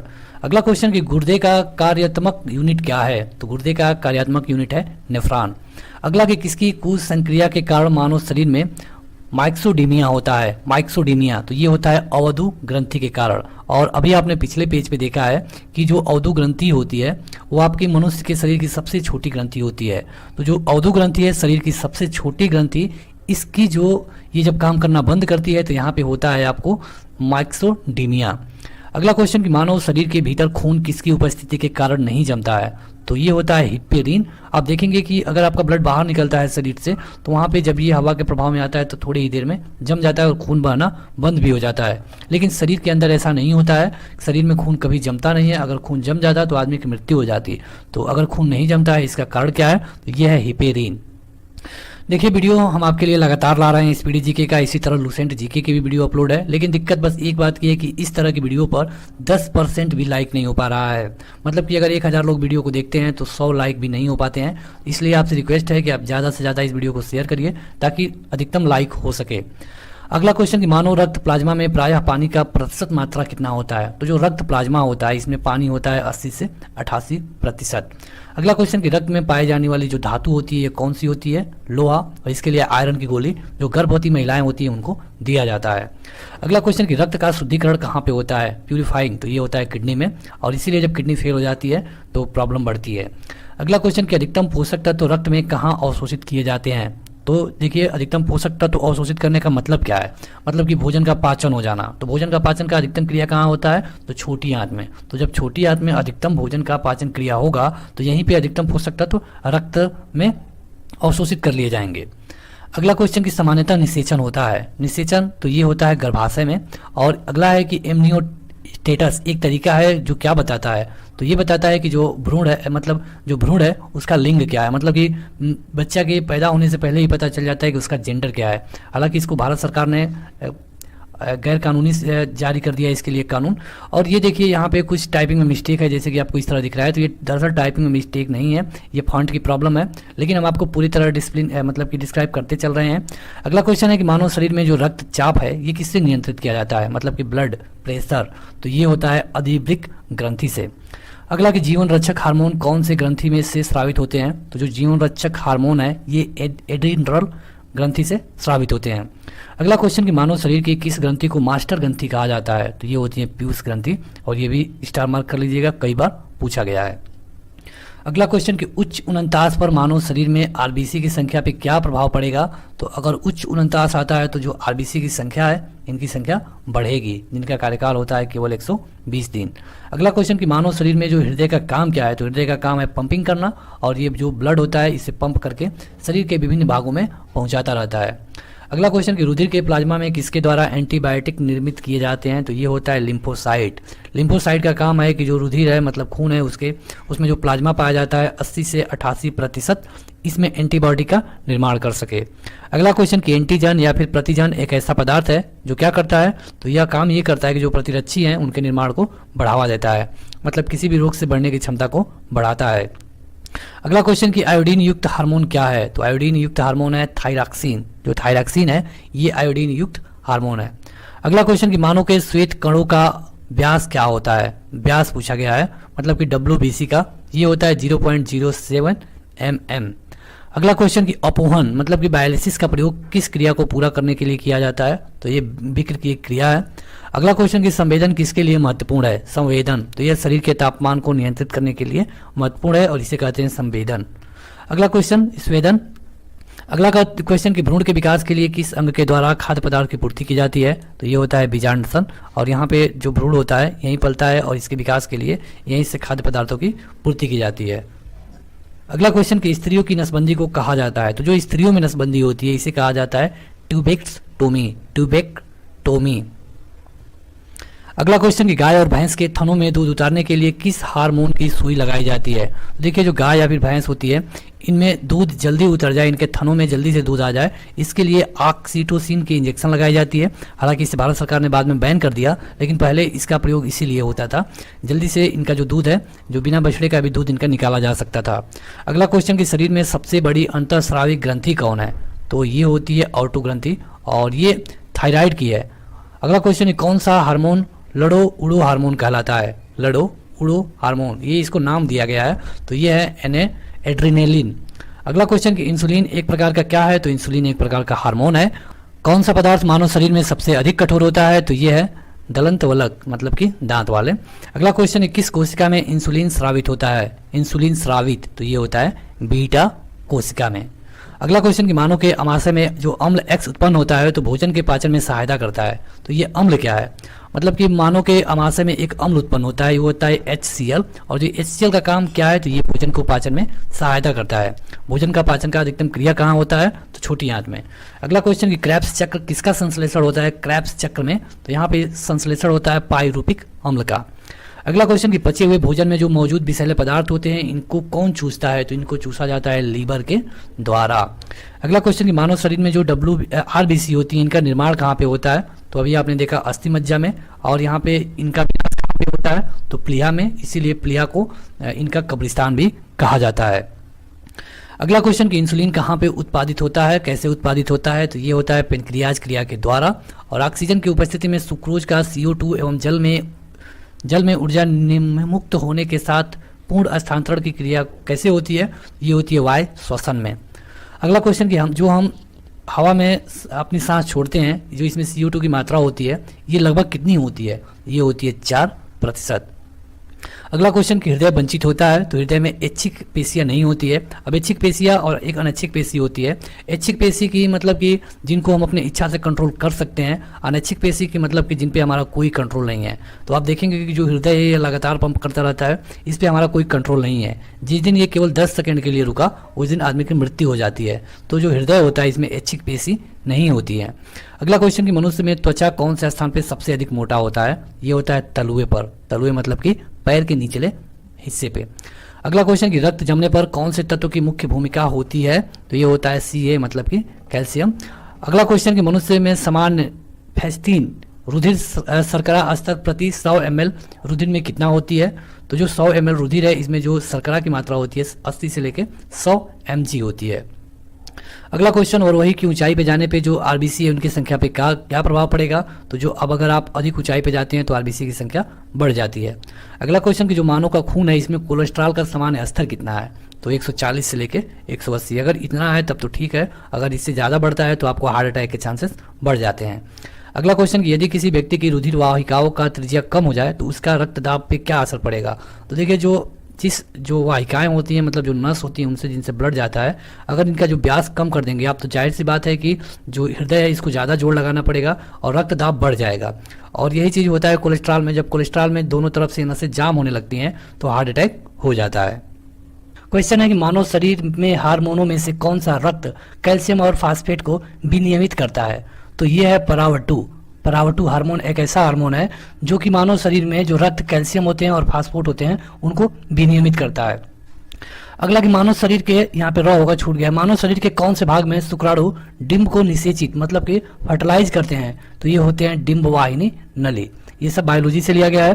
क्वेश्चन है कि जब विक्र कार्य करना बंद कर दे तो कौन सा पदार्थ जमा होता है? तो रक्त में जब नत्र जनित अपशिष्ट पदार्थ जमा होने लगते हैं तो विक्र मतलब किडनी वर्क करना बंद कर देती है। आगे बढ़े तो अगला है कि जब एक व्यक्ति वृद्ध हो जाता है तो सामान्यतः उसका रक्तदाब क्या होता है? तो देखिए, जब एक आदमी बूढ़ा हो जाता है तो उसका जो ब्लड प्रेशर है सामान्यतः घट जाता है। हालांकि ये उसके खान पान पे डिपेंड करता है, अगर खान पान सही नहीं है तो कभी कभी ये बहुत ज़्यादा बढ़ भी जाता है। आपको हमने कल के वीडियो में बताया था कि जो ब्लड होना चाहिए नॉर्मल मनुष्य का वो होना चाहिए 180, 120 और 180, मतलब कि 120 बड़े 80 लिखा जाता है। अगला क्वेश्चन, मानव शरीर में पुच्छ कौन सी संरचना में संलग्न होता है? तो ये है बृहदात्र में। देखिए, इस तरह के क्वेश्चन को आपको याद ही करना पड़ेगा। ये वन लाइनर क्वेश्चन है जो कि कई बार कई परीक्षाओं में पूछे गए हैं। अगला क्वेश्चन है कि कौन से प्रक्रिया के द्वारा ऑक्सीजन श्वसन के दौरान रुधिर में प्रवेश करता है और उसे छोड़ता है? तो ये जो ऑक्सीजन है ये ब्लड में मिश्रित होता है और उसके बाद ये शरीर के अन्य भागों में पहुंचता है। तो जो ये प्रक्रिया है ब्लड में मिलने की, इसे कहते हैं परासरण। क्या कहते हैं? तो इसे परासरण कहा जाता है। अब अगला क्वेश्चन कि इनमें से कौन सा अंग है जो वसा को तोड़ करके कोलेस्ट्रॉल उत्पन्न करता है? तो यह है यकृत। यकृत ऐसा अंग है मानव शरीर का जो हम फैट खाते हैं, भोजन में हमारे फैट होता है, इसको तोड़ करके कोलेस्ट्रॉल देता है। और ये कोलेस्ट्रॉल आपकी जब जो रक्त की नलियां होती है उसमें जम जाता है तो हार्ट अटैक के चांस बढ़ जाते हैं। इसलिए कहा जाता है कि जो फैट होता है वो कोलेस्ट्रॉल के लिए माना जाता है। मतलब अगर आप फैट का ज़्यादा भोजन करते हैं तो आपके कोलेस्ट्रॉल आपका बढ़ जाएगा। अगला क्वेश्चन है कि सेरेब्रम किससे संबंधित है? तो देखिए, मस्तिष्क का एक भाग है सेरेब्रम। यहाँ पे देखिए, आपने सुना होगा कि जो विटामिन डी हमको मिलता है, विटामिन डी सूर्य के किरणों से। तो ऐसा नहीं है कि सूर्य के किरणों में विटामिन डी है। सूर्य के किरणों में विटामिन डी नहीं पाई जाती है।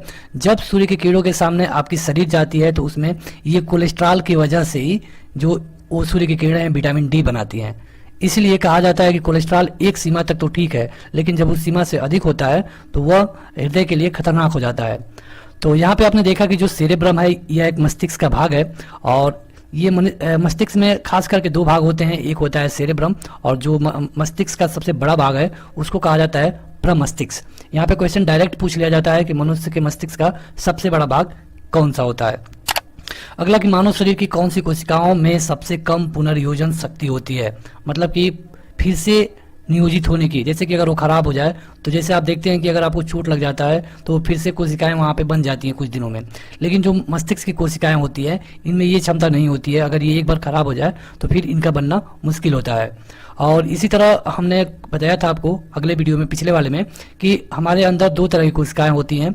एक होती है ऐच्छिक, अनैच्छिक। तो जो हृदय होता है इसमें अनैच्छिक कोशिकाएं होती है। इसका क्या मतलब है? तो इसमें मतलब जो भी सेल्स काम करती हैं ये अपने मन से काम करती है, इन पे हमारा कोई कंट्रोल नहीं रहता है। हम अपने हार्ट को रोक नहीं सकते। अगर बाय द वे हार्ट अगर रुकता है तो वहीं पे आदमी की डेथ हो जाती है। अगला क्वेश्चन है किसी मृत प्राय व्यक्ति का गुर्दा लेने के लिए उसे कौन सी स्थिति में होना चाहिए? मृत प्राय। तो देखिए, यहाँ पे गुर्दा लेने के लिए दरअसल जब गुर्दा हो या फिर आंख हो, इसका जब लेन देन किया जाता है तो उसका कंडीशन यही है कि जो मरने का टाइम है वो ज्यादा नहीं होना चाहिए। इसलिए यहाँ पे देखिए लिखा गया है मृत प्राय। तो इसके लिए उसे केवल तंत्रिकीय प्रकारों में आसान होना चाहिए। आगे बढ़े तो अगला क्वेश्चन है कि मानव शरीर में जो पैर की हड्डियां कौन कौन सी हैं? तो ये है टिबिया और फिबुला। और अगला क्वेश्चन कि गर्भाशय यानी कि ओम्ब के लिए वैकल्पिक शब्द क्या है? तो गर्भाशय को हम यूट्रस भी कहते हैं। अगला क्वेश्चन कि हीमोग्लोबिन की अधिकतम बंधुता कितनी होती है, किसके लिए होती है? तो जो हीमोग्लोबिन है ये ऑक्सीजन के लिए इसकी बंधुता होती है। अगला क्वेश्चन कि कौन सी ग्रंथि सेक्स हार्मोन स्रावित करती है? तो सेक्स हार्मोन के लिए एंड्रियल ग्रंथि जानी जाती है। इस प्रकार ग्रंथियों से भी कई क्वेश्चन पूछे जाते हैं और आपको बस इस तरह जो भी वन लाइनर क्वेश्चन है आपको याद रखना होगा कि जो सेक्स हार्मोन है किसके लिए होता है? तो ये होता है एड्रिनल ग्रंथि के लिए। अब अगला कि खोपड़ी में कितनी हड्डियां होती हैं? तो जो मनुष्य की खोपड़ी होती है उसमें कुल 8 हड्डियां होती हैं। मनुष्य के पूरे शरीर में कितनी हड्डियां होती हैं? तो 206। जब बच्चा पैदा होता है उसके कुछ समय बाद उसके शरीर में कितनी हड्डियां होती हैं? तो लगभग 300 प्लस। लेकिन यहाँ पे जब वो बड़ा होने लगता है तो जो पतली पतली हड्डियां होती हैं वो मांसपेशियां बदल जाती हैं और फाइनली बचती हैं 206, जिसमें से खोपड़ी में केवल कितनी होती हैं? तो 8। अगला क्वेश्चन कि मानव शरीर का सबसे बड़ा अंग कौन सा है? अंग की बात हो रही है तो सबसे बड़ा अंग है फेफड़ा। फेफड़ा का काम क्या है? तो इसका काम है पूरे शरीर में जो सांस है इसको कंट्रोल करना। अगला क्वेश्चन कि मानव त्वचा को रंग देने वाला वर्णक क्या है? मतलब कि कोई काला है, कोई गोरा है, कोई हल्का गोरा है, तो इसका क्या कारण है? तो ये होता है मेलानिन के कारण। ये मेलानिन के कारण होता है और इसी मेलानिन से ही जो त्वचा को रंग मिलता है ये मेलानिन ही इसका कारण है। अगला क्वेश्चन कि टेंडन किसको जोड़ता है? टेंडन, टेंडन वैसे आप आम भाषा में भी आपने सुना होगा, नहीं सुना है तो जो हड्डी होती है इसको पेशी से जो जोड़ता है उसे कहा जाता है टेंडन। अगला क्वेश्चन कि मानव शरीर में कौन सी ग्रंथि ऐसी है जिसका संबंध शरीर की उत्तेजना से होता है? तो ये है अधिभृक ग्रंथि। मतलब शरीर में अगर उत्तेजना है तो इसके लिए कौन जिम्मेदार है? तो अधिभृक ग्रंथि। और इसी तरह आपने देखा कि यहाँ पे जो सेक्स हार्मोन होता है इसके लिए कौन जिम्मेदार है? तो एड्रिनल ग्रंथि। और यहाँ पे मनुष्य के शरीर में कुल कितनी हड्डियां होती हैं? तो होती हैं 206। केवल खोपड़ी में कितनी होती हैं? तो होती हैं 8। अगला क्वेश्चन कि आंख के रेटिना के परंपरागत कैमरा में निम्नलिखित में से कौन से भाग की तुलना की जा सकती है? तो मतलब जो हमारा रेटिना होता है वहां पे एक फिल्म के जैसे वो कैमरा जैसे काम करता है। जैसे हम जो भी चीजें देखते हैं अपनी आंखों से, यहाँ पे जो भी चीजें हम देखते हैं तो इसका फिगर रेटिना पे जाके बनता है। अगर रेटिना पे नहीं बनता है तो हमें नेत्र दोष हो जाता है और इसके लिए हमें चश्मा लगाने की सलाह दी जाती है। लेकिन यहाँ जो रेटिना होता है सीधे सीधे फिल्म की तरह काम करता है। और एक चीज रेटिना से और क्वेश्चन बनता है कि जब मनुष्य की मृत्यु हो जाती है तो किसका लेन देन किया जाता है? तो ये है रेटिना। अगर उसने अपने जीवन पीरियड में, लाइफ पीरियड में ये कहा हो कि हम मरने के बाद अपना नेत्र दान कर देंगे तो उस समय रेटिना का ही लेन देन किया जाता है। अगला क्वेश्चन है कि मानव शरीर के कौन से अंग में लसिका कोशिकाएं बनती हैं? लसिका, तो ये बनती हैं दीर्घ अस्थि में। स्तनपायियों में श्वेत ग्रंथियां मूलतः संबंधित होती हैं। स्तनपायियों तो स्तनधारियों में तो ये होती हैं ताप नियमन से। जो मानव का हृदय होता है इनमें कुल कितने कोष्ठक होते हैं या फिर कक्ष होते हैं? तो इनमें होते हैं 4। जो मानव का हृदय होता है इसमें 4 कक्ष होते हैं। अगला क्वेश्चन कि मधुसूदनी मतलब कि इंसुलिन एक अंतःस्रावी है, कहां से? तो ग्लाइकोपिड से। अगला क्वेश्चन कि आपके रक्त में कितना ग्लूकोज है, इसको किस में नापा जाता है? तो इसको नापा जाता है प्रति मिलियन में। मतलब कि प्रति मिलियन में मापा जाता है कि जो ब्लड है उसमें ग्लूकोज का कितना स्तर है। अगला कि ऊतकों का निर्माण किससे होता है? तो सबसे पहले आप जानिए कि जो कोशिकाएं होती हैं, सेल्स, ये बनाती हैं ऊतक। लेकिन इनके लिए कौन जिम्मेदार होता है? तो ये होता है प्रोटीन। सबसे ज्यादा प्रोटीन किसमें पाया जाता है? तो नॉर्मली अगर किचन की बात करें तो यहाँ पे सोयाबीन में। अगला क्वेश्चन कि प्रोटीन को माना जाता है, तो प्रोटीन होता है शरीर का निर्माण करने वाला। जैसे कि लंबाई के लिए, लंबाई बढ़ाने के लिए जाना जाता है प्रोटीन, जैसे कि दाल है, सोयाबीन का तेल है। अगला क्वेश्चन कि एंजाइम मूल रूप से क्या होते हैं? तो जो एंजाइम होते हैं ये मूल रूप से क्या होते हैं? ये होते हैं प्रोटीन। अगला क्वेश्चन कि जैविक सिस्टम में रासायनिक क्रिया की प्रक्रिया को तेज करने के लिए कौन उत्तरदायी है? ये होते हैं प्रोटीन यानी कि एंजाइम। जो सोयाबीन होता है जिसकी बात हम अभी कर रहे थे, इसमें प्रोटीन का कितना परसेंटेज होता है? तो ये होता है 42%। दरअसल जो सोयाबीन बीज आता है उसकी हम बात कर रहे हैं।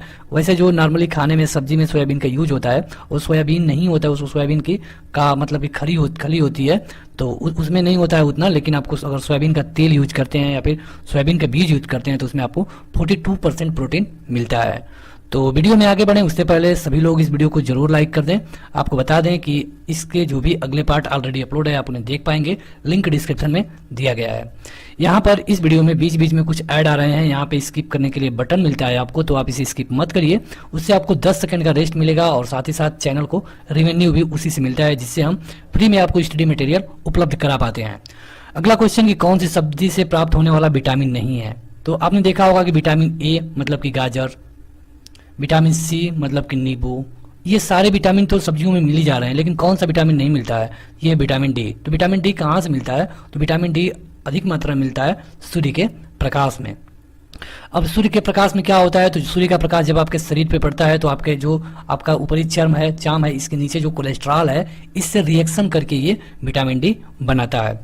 अगला क्वेश्चन कि प्रातःकालीन धूप में मानव शरीर में कौन सा विटामिन उत्पन्न होता है? तो ये होता है विटामिन डी। देखिए यहाँ पे लिखा है कि मानव शरीर में उत्पन्न होता है, तो ये मानव शरीर में बनता है और इसके लिए केवल सूर्य का प्रकाश जब शरीर पे पड़ती है तभी ऐसा होता है।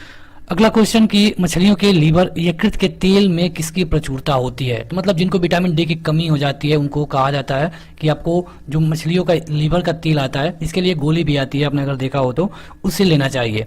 तो ये होता है विटामिन डी के लिए। विटामिन डी के सर्जन में क्या पाया जाता है? तो यहाँ पाया जाता है कैल्सीफेरॉल। और विटामिन ई का रासायनिक नाम क्या है? तो यह है टोकोफेरॉल। विटामिन ई विशेषता किसके लिए महत्वपूर्ण है? तो लिंग ग्रंथियों में सामान्य क्रिया के लिए विटामिन ई जाना जाता है। और विटामिन ई का रासायनिक नाम क्या है? तो टोकोफेरॉल। रक्त अस्कंदन में कौन सी विटामिन क्रियाशील होती है, मतलब कि ब्लड के लिए जरूरी है? तो यह है विटामिन के। तो अगला क्वेश्चन कि संतानों के भ्रूणीय अवस्था में माता के गर्भाशय के अंदर रक्त का थक्का बनने से मृत्यु हो जाती है, इस रोग को क्या कहते हैं? मतलब जब बच्चा गर्भ के अंदर होता है तो वहाँ पे ब्लड का थक्का बनने के कारण उसकी डेथ हो जाती है। इस रोग को क्या कहते हैं? तो इस रोग को कहा जाता है इथेरोब्लास्टोसिस फिटिलेस। यहाँ पे आप देख सकते हैं कि हमने लिखा है इथेरोब्लास्टोसिस फिटिलेस। और इसका कारण क्या है? तो इसका कारण ये है कि जो पिता का आरएच फैक्टर है ये प्लस होता है और माता का आरएच फैक्टर माइनस होता है। तो ये अगर दोनों में अलग अलग है तो इनका जो बच्चा होगा ये जब गर्भ में रहेगा तो वहाँ रक्त में थक्का बनेगा और उसकी डेथ हो जाती है। हालांकि इसके लिए इंजेक्शन उपलब्ध है। जब हम चेकअप के लिए जाते हैं तो वहाँ डॉक्टर इंजेक्शन लगा देता है और ये अगली बार से नॉर्मल होता है। अगला क्वेश्चन कि कौन सा रक्त समूह सर्वग्राही है, मतलब कि सबसे ले सकता है? तो देखिए ये क्वेश्चन तो बेहद इंपॉर्टेंट है, कई बार पूछा गया है और कई लोग इसमें कंफ्यूज भी होते हैं। तो अगर आपसे पूछा जाएगा सर्वग्राही मतलब कि सबसे लेने वाला, तो ये हो जाएगा ए बी। अगर पूछा जाता है कि ऐसे ग्रुप का नाम बताइए जो सबको दे सके, ये होता है ओ। अगला क्वेश्चन कि ए बी रक्त वर्ग वाले व्यक्ति को सार्वत्रिक ग्राही कहा जाता है, क्यों? क्योंकि उसमें जो प्रतिपिंड होता है इसका अभाव होता है। और इसे अगर आप आसान भाषा में समझे तो इसमें क्या है कि पहले क्या होता था कि अगर कोई व्यक्ति किसी व्यक्ति को ब्लड की जरूरत है लेकिन डॉक्टर उसे ब्लड चढ़ाते थे फिर भी उसकी डेथ हो जाती थी। ये तब की बात है जब इनका ये समूह रक्त समूह की खोज नहीं की गई थी। जब रक्त समूह की खोज हुई तब पता चला कि अगर ए ग्रुप वाला व्यक्ति है और इसे अगर कोई और ग्रुप का ओ के अलावा कोई और ग्रुप का ब्लड चढ़ा दिया गया तभी इसकी डेथ हो जाती है। तो यहाँ पे जो प्रतिपिंड है मतलब कि उसका विरोध करने वाली कंडीशन ये नहीं होती है ए बी में, इसीलिए इसको कोई भी ग्रुप का ब्लड दिया जा सकता है।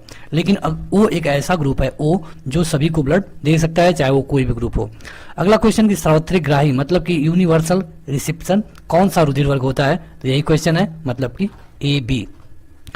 अगला क्वेश्चन की प्रोटीन का सर्वप्रथम स्रोत क्या है? तो यह है सोयाबीन। कितना % प्रोटीन पाया जाता है? तो अभी आपने देखा कि 42%। अगला क्वेश्चन कि मानव शरीर की सबसे छोटी हड्डी कौन सी है? तो ये है स्टेपिस। अब ये होती कहाँ है, ये आपके लिए क्वेश्चन है। आज का क्वेश्चन नंबर पहला, आप हमें कमेंट करके बताइए कि सबसे छोटी हड्डी जो स्टेपिस होती है शरीर के कौन से भाग में होती है। इसके साथ साथ आपको बता दें कि जो सबसे बड़ी हड्डी होती है उसका नाम है फीमर और ये कहाँ पे होती है? तो जांग में होती है। ठीक इसी के साथ एक हड्डी पाई जाती है जिसका नाम होता है टिबिया। अगला क्वेश्चन कि शरीर की पैर की हड्डी कैसी होती है? तो ये होती है खोखली। अगर आपने देखा हो तो यहाँ पे इस तरह इसका कुछ डिजाइन होती है, यहाँ पे इसके अंदर में कुछ भाग खाली होता है। और मानव शरीर के कौन से अंग की हड्डी सबसे लंबी होती है? तो ये है जांग की और इसका नाम क्या है? तो ये है फीमर। तो उसी तरह आपके लिए क्वेश्चन है, आप कमेंट करके जरूर बताइए। अगर आपकी इच्छा है तो अगर आप कमेंट करते हैं तो ये आपके लिए फायदा होगा। और यहाँ पे हम बता दें कि जो टिबिया नामक हड्डी होती है ये कहाँ पे पाई जाती है? तो टांग में, टिबिया टांग में। और अगर सबसे बड़ी होती है फीमर तो कहाँ पाई जाती है? जांग में। अगला क्वेश्चन कि किसी मृत प्राय व्यक्ति का, तो ये क्वेश्चन रिपीटेड है। अगला क्वेश्चन कि यदि एक पिता का रक्त वर्ग ए है और माता का रक्त वर्ग ओ है तो बताइए कि उनके पुत्र में कौन सा वर्ग हो सकता है? तो देखिए पॉसिबिलिटी तो कई की होती है लेकिन जब ओ के साथ ए अगर मिलता है तो पॉसिबिलिटी है कि वहां पे बनेगा ओ। और ओ कैसा ब्लड ग्रुप है? तो ये सबको ब्लड दे सकता है। अगला कि कोई भी प्रकार के रुधिर वाला व्यक्ति किसी आकस्मिक संकट में है तो उसे किस प्रकार के रुधिर वाले व्यक्ति को रुधिर दान कर सकता है? तो कह रहा है बी प्रकार वाले रुधिर वाला व्यक्ति अगर संकट में है तो इसको कौन कौन ब्लड दे सकता है? तो देखिए अगर बी वाले को ब्लड देने की बात आती है तो इसे या तो ए बी वाला ब्लड दे देगा या फिर बी है तो बी वाला ही ब्लड देगा या फिर ओ वाला ब्लड दे सकता है। ये तीन ही ग्रुप के लोग इसको ब्लड दे सकते हैं। यदि माता पिता में से एक का रुधिर वर्ग ए बी है और दूसरे का ओ है तो बच्चे का संभावित रुधिर वर्ग क्या होगा? तो देखिए अगर ओ के साथ ए या फिर बी, ए और बी में मिलता है यहाँ पे इनका ब्लड होगा या तो ए या तो बी। ये एक डिटेल मतलब की है, अगर आपने बायोलॉजी को अच्छे तरीके से पढ़ा हो तो आपको डिटेल में पढ़ाया जाता है वहाँ पे। यहाँ पे आपको केवल वन लाइनर में याद रखना होगा। और यहाँ पे वन लाइनर में 2 ही 3 क्वेश्चन बनते हैं, जैसे कि आपने यहाँ पे देखा कि अगर ए ओ के साथ मिल रहा है, ए ओ के साथ मिल रहा है तो ओ बनेगा। अगर उसी तरह ए बी ओ के साथ मिल रहा है तो क्या बनेगा? ए या फिर बी। तो इसी तरह छोटे छोटे क्वेश्चन पूछे जाते हैं। अगला क्वेश्चन कि कैप्सूल का आवरण किसका बना होता है? तो जो हम दवा लेते हैं कैप्सूल, अगर आपने देखा होगा जरूर, तो इसमें जो कैप्सूल होता है ये जब हमारे मुंह में जाता है, अगर थोड़ी देर तक आप इसे अगर मुंह में रखें तो ये यहीं पे चिपचिपा होकर गलने लगता है, इसकी जो परत होती है। और अगर ये जब पेट में जाता है तो आसानी से इसकी परत हट जाती है और जो मेडिसिन है वो अपना काम करती है। तो ये बना होता है स्टार्च का और इसीलिए ये जल्दी गल भी जाता है। शहद का प्रमुख घटक क्या है? शहद मतलब कि हनी, तो इसका प्रमुख घटक है फ्रक्टोज। अगला क्वेश्चन है कौन सी शर्करा तुरंत ऊर्जा देती है? तो ये होती है ग्लूकोज। और शहद में मुख्यतः क्या पाया जाता है? तो कार्बोहाइड्रेट, मतलब कि कार्बोहाइड्रेट तुरंत, इसीलिए इसमें ऊर्जा मिल जाती है। अगला क्वेश्चन की सर्वाधिक ऊर्जा प्रदान करने वाला कौन है, तो ये है कार्बोहाइड्रेट। और मानव शरीर में कार्बोहाइड्रेट पुनः संग्रहित कहाँ होता है, तो ये होता है ग्लाइकोजन से। अगला क्वेश्चन की शाकाहारी अधिकतम प्रोटीन कहाँ से पाते हैं, तो ये प्रोटीन अधिकतम पाया जाता है दालों में।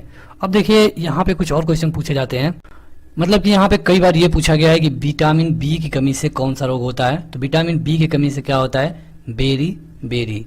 विटामिन सी की कमी से कौन सा रोग होता है, तो स्कर्वी। अब आपके लिए क्वेश्चन पूछ लेते हैं, आप हमें कमेंट करके बताइए कि विटामिन डी की कमी से कौन सा रोग होता है। ये आपके लिए दूसरा क्वेश्चन होगा, हमने पहला क्वेश्चन पहले ही आपसे पूछ लिया था। अगला क्वेश्चन कि वृद्धावस्था में मनुष्य की हड्डियां कमजोर क्यों हो जाती हैं, तो देखिए हड्डियां कभी भी अगर कमजोर होती हैं, चाहे वो वृद्धावस्था हो या फिर कोई भी अवस्था हो, तो इसका सीधा सीधा कारण है कि वहाँ पे कैल्शियम की कमी है। कैल्शियम की कमी के कारण जो हड्डियां होती हैं वो कमजोर हो जाती हैं। अगला क्वेश्चन कि एथलीट को किससे जल्दी और ऊर्जा मिलती है, मतलब कि तुरंत ऊर्जा पाने के लिए क्या दिया जाता है, कार्बोहाइड्रेट। अभी आपने देखा पिछले पेज पे कि शहद जो होती है उसमें मुख्यतः क्या पाया जाता है, कार्बोहाइड्रेट। और अगर ये जो कार्बोहाइड्रेट होता है तेजी से ऊर्जा देने के लिए जाना जाता है। लंबे समय तक कठोर शारीरिक कार्य के पश्चात मांसपेशियों में थकान होने का अनुभव का कारण क्या है, तो यहाँ पे लैक्टिक एसिड होता है या फिर जो ग्लूकोज होता है, आपका जो ग्लूकोज होता है शरीर का वो खत्म होने लगता है, इसीलिए आपको थकान होता है। यदि किसी पुरुष का रक्त वर्ग ए बी है तथा महिला का रक्त वर्ग बी है, तो यहाँ पे आप देखिए अगर ए बी मिल रहा है और ये बी से मिल रहा है, तो उस समय जो उसका पुत्र होगा उसमें कौन से वर्ग की उपस्थिति नहीं होगी। तो अगर ए बी है और इसके साथ बी मिल रहा है, इसका मतलब ये ए बी हो सकता है या फिर बी हो सकता है या फिर ए बी हो सकता है। यहाँ पे कभी भी ओ नहीं होगा, मतलब अगर ये दोनों पति पत्नी है तो इनका जो बेटा होगा या फिर बेटी होगी, इन्हीं में से इनका कोई ना कोई होगा, कभी भी इनका ओ नहीं हो सकता। अगला क्वेश्चन कि नवजात शिशुओं में हड्डियों की संख्या कितनी होती है, तो ये होती है 300, लेकिन जब लोग बड़े होते हैं तो 206 हो जाती है। तो बाकी हड्डियां जाती कहाँ है, तो देखिए यहाँ पे नवजात में छोटी छोटी हड्डियां होती हैं, पतली हड्डियां होती हैं, तो कुछ हड्डियां बड़े होने पे मांसपेशी बन जाती हैं, इसीलिए उनकी काउंटिंग हम हड्डियों में नहीं करते हैं। अगला क्वेश्चन कि मनुष्य के शरीर में कितनी पसलियां होती हैं। पसलियां मतलब कि जो मतलब कि आपका फेफड़ा होता है वो जिससे कवर होता है, तो ये होती हैं 12 जोड़ी। यहाँ पे क्वेश्चन कई तरह पूछता है कि कितने जोड़े हैं, तो 12 जोड़ी, कितने हैं तो 24। तो यहाँ पे क्वेश्चन को आप देखिएगा, कितना पूछेगा तो 24, कितना जोड़ा पूछेगा तो 12। अगला क्वेश्चन कि शरीर में सबसे अधिक प्रबल अस्थि कहाँ होती है, मतलब कि मजबूत, तो ये होती है जबड़े की। और अगर हड्डी कमजोर है तो उसका कारण क्या है, तो उसका कारण है कैल्शियम। हाँ, तो आगे बढ़ते हैं। तो अगला क्वेश्चन है कि मानव शरीर में रक्त का थक्का कौन से विटामिन से बनता है। तो देखिए जो ब्लड होता है इसके लिए कौन सा विटामिन जरूरी है, यह है विटामिन के। तो अगर रक्त का थक्का बनता है तो किसकी कमी से बनता है, ये होता है विटामिन के। जो नेत्र का संचालन होता है, मतलब ये आपकी आंखें स्वस्थ रहें, इसके लिए कौन सा विटामिन है, ये होता है मतलब विटामिन ए। अगर विटामिन ए की कमी हो जाए तो क्या होता है आपको, तो यहाँ पे हो जाती है आपको रक्तावधि। विटामिन ए के लिए कोई सोर्स बताइए जिसमें विटामिन ए मिलता हो, यह है गाजर। अगला क्वेश्चन है कौन सा विटामिन पानी में घुलनशील है। तो देखिए ये क्वेश्चन तो कई बार पूछा गया है कि कौन सा विटामिन पानी में घुलनशील है, तो ये है बी तथा सी भी होता है। अगर इसका मतलब ये है कि अगर ये आप विटामिन लेते हैं, खास करके सी विटामिन अगर आप लेते हैं, चाहे जितना ज़्यादा भी ले लें, तो आपको ये नुकसान नहीं करने वाला है, क्योंकि आपके ये पेशाब के माध्यम से बाहर निकल जाएगा अगर इसकी अधिकता होती है तो। इसके अलावा अगर आपके शरीर में और कोई विटामिन जैसे कि डी होती है या फिर ई होता है, अगर इसकी मात्रा बढ़ेगी एक सीमा से ज़्यादा, तो ये आपको नुकसान भी पहुंचाते हैं। अगला क्वेश्चन कि विटामिन ए की कमी से कौन सा रोग होता है, तो अभी आपको हमने बताया रतौंधी, मतलब कि नाइट ब्लाइंडनेस। अगला क्वेश्चन कि छीली हुई सब्जियों को धोने पर कौन सा विटामिन निकल जाता है। तो अगर आप सब्जियों को छीलने के बाद धोते हैं तो यहाँ पर उनका विटामिन सी निकल जाता है। गोल्डन धान में सबसे अधिक क्या पाया जाता है, तो गोल्डन धान में सबसे अधिक पाया जाता है विटामिन ए। अगला क्वेश्चन कि साइनो कोबालमीन मतलब कि क्या होता है, तो ये विटामिन B12 का नाम है, साइनोकोबालमीन। अगला क्वेश्चन कि विटामिन जो खट्टे फलों में पाया जाता है और जो चर्म को स्वस्थ रखने के लिए जाना जाता है, ये है विटामिन सी। और विटामिन सी का सबसे ज्यादा भाग किसमें पाया जाता है, अगर जो यूज में चीजें हैं, तो ये है आंवला। अगर आपके पास विटामिन सी आपके शरीर में कमी है तो अगर आप आंवला लेते हैं तो ये जल्दी से इसकी पूर्ति हो जाती है। यहाँ पे देखिए वही लिखा गया है, विटामिन सी का सबसे उत्तम स्रोत है आंवला। और अगर आपके मसूड़ों से ब्लड आता है, जिसको पायरिया वैरिया भी कहा जाता है, और अगर इस तरह ब्लड भी आता है तो इसका कारण है विटामिन सी। विटामिन सी से और क्या चीज होता है, तो देखिए जो आपका चर्म होता है शरीर के ऊपर का, ये भी इससे प्रभावित होता है। और विटामिन सी का रासायनिक नाम क्या है, ये है एस्कॉर्बिक एसिड। मतलब यहाँ पे इस पेज पे जो भी क्वेश्चन है विटामिन सी से हैं और ये सारे बेहद महत्वपूर्ण हैं। आपको इस वीडियो को 2 से 3 बार देखना होगा अगर आप इन्हें याद रखना चाहते हैं तब। अगला क्वेश्चन कि मानव शरीर में वसा कहाँ पे जमा होती है, तो ये होते हैं वसा ऊतक। और वसा मतलब कि फैट, और यही कोलेस्ट्रॉल का कारण बनता है। अगला क्वेश्चन कि ऊंट बिना पानी के कुछ दिनों तक मरुस्थल में रहता है, ऐसा वो कैसे कर पाता है? तो देखिए, ऊंट का होता है कुबड़, और कुबड़ में चिकनाई जो जमा होती है उसी का प्रयोग करके वो कई दिनों तक बिना पानी के रह सकता है। दांत में क्या होता है, मतलब कि दांत क्यों मजबूत होते हैं? तो ये होता है कैल्शियम के कारण। अगर कैल्शियम की कमी हो गई तो दांत कमजोर हो जाते हैं। अगला क्वेश्चन कि कौन सा तत्व का संबंध दांतों की विकृति से है, मतलब आकृति से? तो ये है फ्लोरीन। अगला क्वेश्चन कि हृदय की धड़कन को नियंत्रित करने के लिए कौन सा खनिज आवश्यक है? तो ये है पोटेशियम। अगला क्वेश्चन कि सागरीय खरपतवार किसका महत्वपूर्ण स्रोत है? तो ये होते हैं जो सागरों में खरपतवार पाए जाते हैं, मतलब जो छोटे छोटे पौधे पाए जाते हैं, ये होते हैं शैवाल। क्वेश्चन है कि लैम्पर्ट नियम किससे संबंधित है? लैम्पर्ट नियम, तो ये आता है प्रदीप्ति का, मतलब ल्यूमिनस के नियम से रिलेटेड है लैम्पर्ट का नियम। अगला क्वेश्चन कि सामान्यतः प्रयोग में लाई जाने वाली प्रतिदीप्ति ट्यूबलाइट पर क्या अंकित होता है? मतलब कि जो सामान्यतः हम प्रयोग में लाते हैं प्रतिदीप्त ट्यूबलाइट, तो इस पे कितना के लिखा होता है? तो ये होता है 6500 के। अगला क्वेश्चन कि मानव शरीर के विद्युत प्रतिरोध परिणाम की कोटि क्या है? मतलब कि जो मानव शरीर है अगर ये शुष्क है तो ये कितना विद्युत प्रतिरोध कर सकता है? तो ये होता है 10⁻⁶ ओम। अगला क्वेश्चन कि विद्युत उत्पन्न करने के लिए कौन सी धातु का उपयोग किया जाता है? तो ऐसे तो देखेंगे आप कि विद्युत जल से भी उत्पन्न की जाती है, लेकिन यहाँ पे पूछा गया है कि कौन सी धातु का यूज किया जाता है? तो ये है यूरेनियम। अगला क्वेश्चन कि आवर्धक लेंस वास्तव में क्या होता है? जो आवर्धक लेंस आपने सुना होता है, ये होते हैं उत्तल लेंस। देखिए, लेंस से क्वेश्चन बार बार पूछे गए हैं आपके परीक्षाओं में। लेंस होते हैं खास करके दो प्रकार के, वैसे तो कई होते हैं लेकिन खास करके दो प्रकार के होते हैं। एक होता है अवतल और दूसरा होता है उत्तल। तो जो आवर्धक लेंस होता है इसमें भी यूज होता है, वो होता है उत्तल लेंस। अगला क्वेश्चन कि वायुमंडल में प्रकाश के विसरण का क्या कारण है? मतलब कि वायुमंडल में जो प्रकाश फैल जाता है इसका क्या कारण है? तो वायुमंडल में प्रकाश के फैलने का कारण है धूल कण। और देखिए, जो आकाश में नीला दिखता है इसका भी कारण यही है विसरण या फिर धूल कण ही आप कह सकते हैं, क्योंकि जो अंतरिक्ष यात्री होते हैं उन्हें आकाश दिखता है काला। कई बार ये भी पूछा गया है कि जो अंतरिक्ष यात्री होते हैं उन्हें आकाश कैसा दिखता है? तो उन्हें आकाश काला दिखता है, लेकिन जब हम धरती पर हैं तो हमें आकाश नीला दिखता है। इसका कारण यही है कि यहाँ पे प्रकाश का विसरण होता है। और ये विसरण होता क्यों है? तो धूल कण के कारण।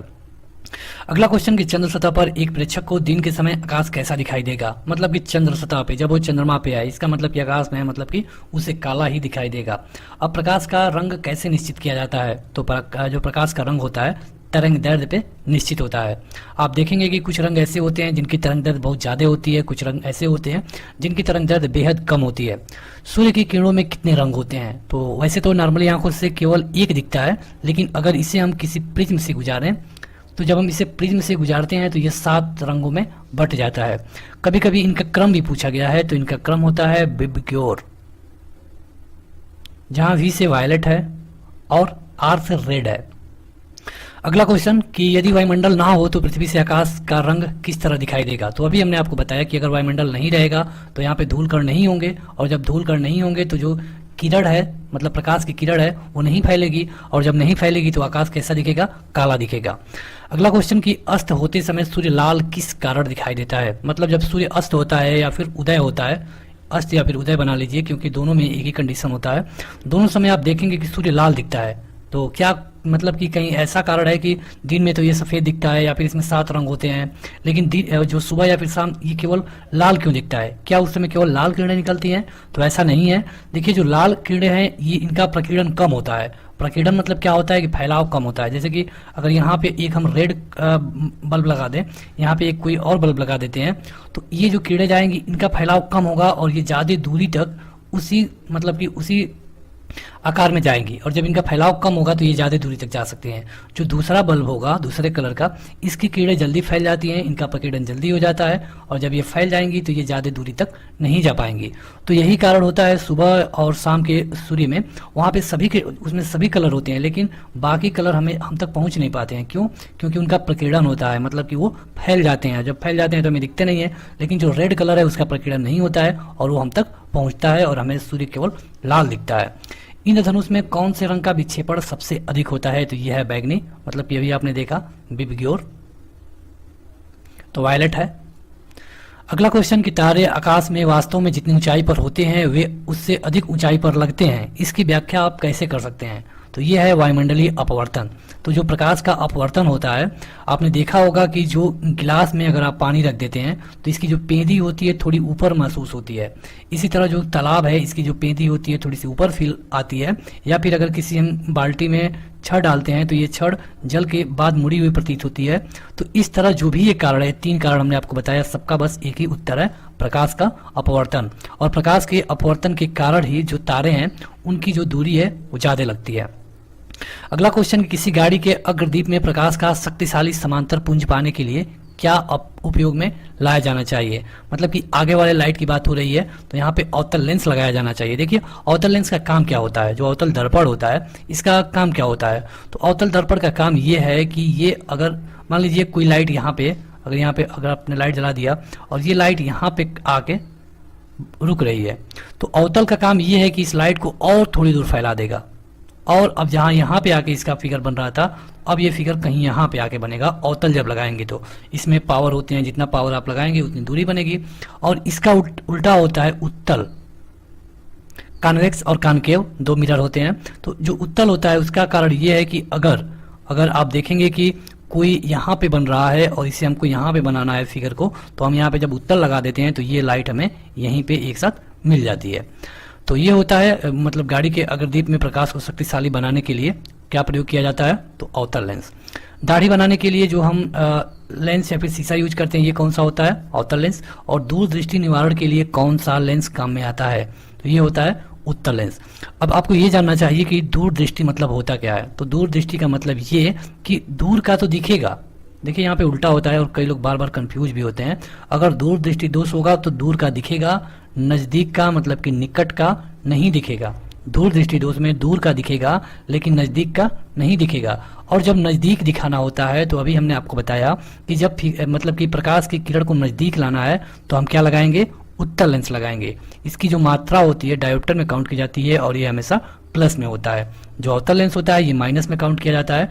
मतलब इसको जिसमें नापा जाता है उसे कहते हैं हम डायोप्टर। डायोप्टर भी कई बार पूछा गया है। अगला क्वेश्चन है कि कार चलाते समय आपने पीछे के यातायात को देखने के लिए कौन सा दर्पण का प्रयोग किया जाता है। अब यहाँ पे केवल कार ही नहीं है, मतलब कोई भी गाड़ी चलाते समय, गाड़ी या फिर कहीं पर भी अगर आपको पीछे देखना है, आप साइकिल में भी लगा सकते हैं। अगर आपको पीछे देखना है तो वहां पे आपको लगाना होगा उत्तल दर्पण। अगर आप सेविंग करते हैं तो अवतल दर्पण। अगला क्वेश्चन, कैमरे में किस प्रकार का लेंस प्रयोग में लाया जाता है। जो हम कैमरा यूज करते हैं तो इस कैमरे में लगाया जाता है उत्तल लेंस। उसी तरह जो मानव की आंख है उसमें वस्तु का प्रतिबिंब कौन से भाग पे बनता है। तो जो वस्तु का प्रतिबिंब बनता है हमेशा एक कार्निया पे बनता है। अब देखिए दरअसल क्या होता है कि यहाँ पे हो गई आंख, अगर यहाँ पे हम आंख बना दें इस तरह, तो इसके अंदर जब प्रकाश जाता है तो यहाँ जब कार्निया होती है तो यहीं पे प्रकाश जाके एक जगह मिलता है और यहीं पे फिगर बनता है। जो यहाँ पे फिगर बनता है हमको दिमाग में महसूस हो जाता है और हम उसे समझ लेते हैं, ठीक। लेकिन कभी कभी ये होता है कि ये फिगर जब यहाँ पे कार्निया है लेकिन ये फिगर यहाँ ना बन करके ये फिगर पीछे बनने लगता है। यहाँ पे जब यहाँ पे ये फिगर बनने लगेगा, एक जगह किरणें मिलने लगेगी, तो उस समय मतलब कि आपकी आंखों में दोष हो जाता है और यहाँ पे आपको नजदीक का नहीं दिख रहा है, मतलब कि आपको हो जाएगा दूरदृष्टि दोष। अब जब दूरदृष्टि दोष होगा तो आपको कौन सा लेंस लगाना पड़ेगा, अभी आपने पढ़ा उत्तल लेंस लगाना पड़ेगा। तो जब हम यहाँ पे उत्तल लेंस का चश्मा लगा देंगे कैंडिडेट को, उसको पर्सन को, तो वहाँ पे ये जो किरणें हैं यहाँ पे आके बनने लगेंगी और फिर से उसे दिखने लगेगा। सेम टू सेम यही प्रक्रिया होता है जो जब निकट दृष्टि दोष होती है। तो ये हो गया रेटिना, रेटिना यहाँ पे कार्निया, लेकिन रेटिना है और यहाँ पे ये पहले ही बन जाता है, तो इसे यहाँ बनाने के लिए हम यूज करते हैं अवतल लेंस। अगला क्वेश्चन कि आइरिस का क्या काम है, मतलब कि आई में जो आइरिस होती है इसका काम क्या है। तो इसका काम है कि आपकी आंख में जो लाइट जा रहा है उसको कंट्रोल करना। मतलब आपकी आंख में अगर अचानक से ज़्यादा प्रकाश जाएगा तो आंख बंद हो जाती है, आपने देखा होगा। और यही डॉक्टर टेस्ट भी करते हैं। कई बार हमने देखा होगा कि डॉक्टर जो हाथ में एक टार्च पकड़े होता है और आंख में अचानक से टार्च की रोशनी देता है। अगला क्वेश्चन कि प्रकाश में 7 रंग होते हैं, रंगों को अलग अलग करने का क्या तरीका है। तो रंगों को अलग अलग करने का बस एक ही तरीका है कि या तो आप फ्रिज में रख दीजिए, इसमें जो श्वेत प्रकाश है उसे गुजारिए, ऑटोमेटिक के 7 कलर में बट जाएगा। अगला क्वेश्चन कि लाल कांच को अधिक ताप पर गर्म करने पर वो कैसा दिखाई देगा। अगर कोई लाल कांच है उसे अगर अधिक टेम्परेचर पे आप गर्म करते हैं तो दिखने लगेगा हरा। अगला क्वेश्चन कि आइंस्टीन के E बराबर mc² के समीकरण में c किसका मात्रक है। c मतलब क्या बताता है, तो देखिए आपने ये जरूर पढ़ा होगा E बराबर mc²। तो इसमें जो c है ये जो प्रकाश है उसका वेग होता है। अगला क्वेश्चन कि सोडियम वास्प लैंप प्रायः सड़क के प्रकाश के लिए प्रयुक्त किए जाते हैं, क्यों। मतलब कि जो स्ट्रीट लैंप होता है आपने देखा होगा, जिनकी जो रोशनी होती है पीला कलर की रोशनी होती है, बड़े बड़े बल्ब लगाए होते हैं रोड पे। तो यहाँ पे इनका रोड में प्रयोग इसलिए होता है क्योंकि यहाँ पे ये चमकदार रोशनी देते हैं। हालांकि इस समय देखा जाए तो इनका प्रयोग कम हो रहा है, केवल जो पुराने हैं वही लगे हुए हैं।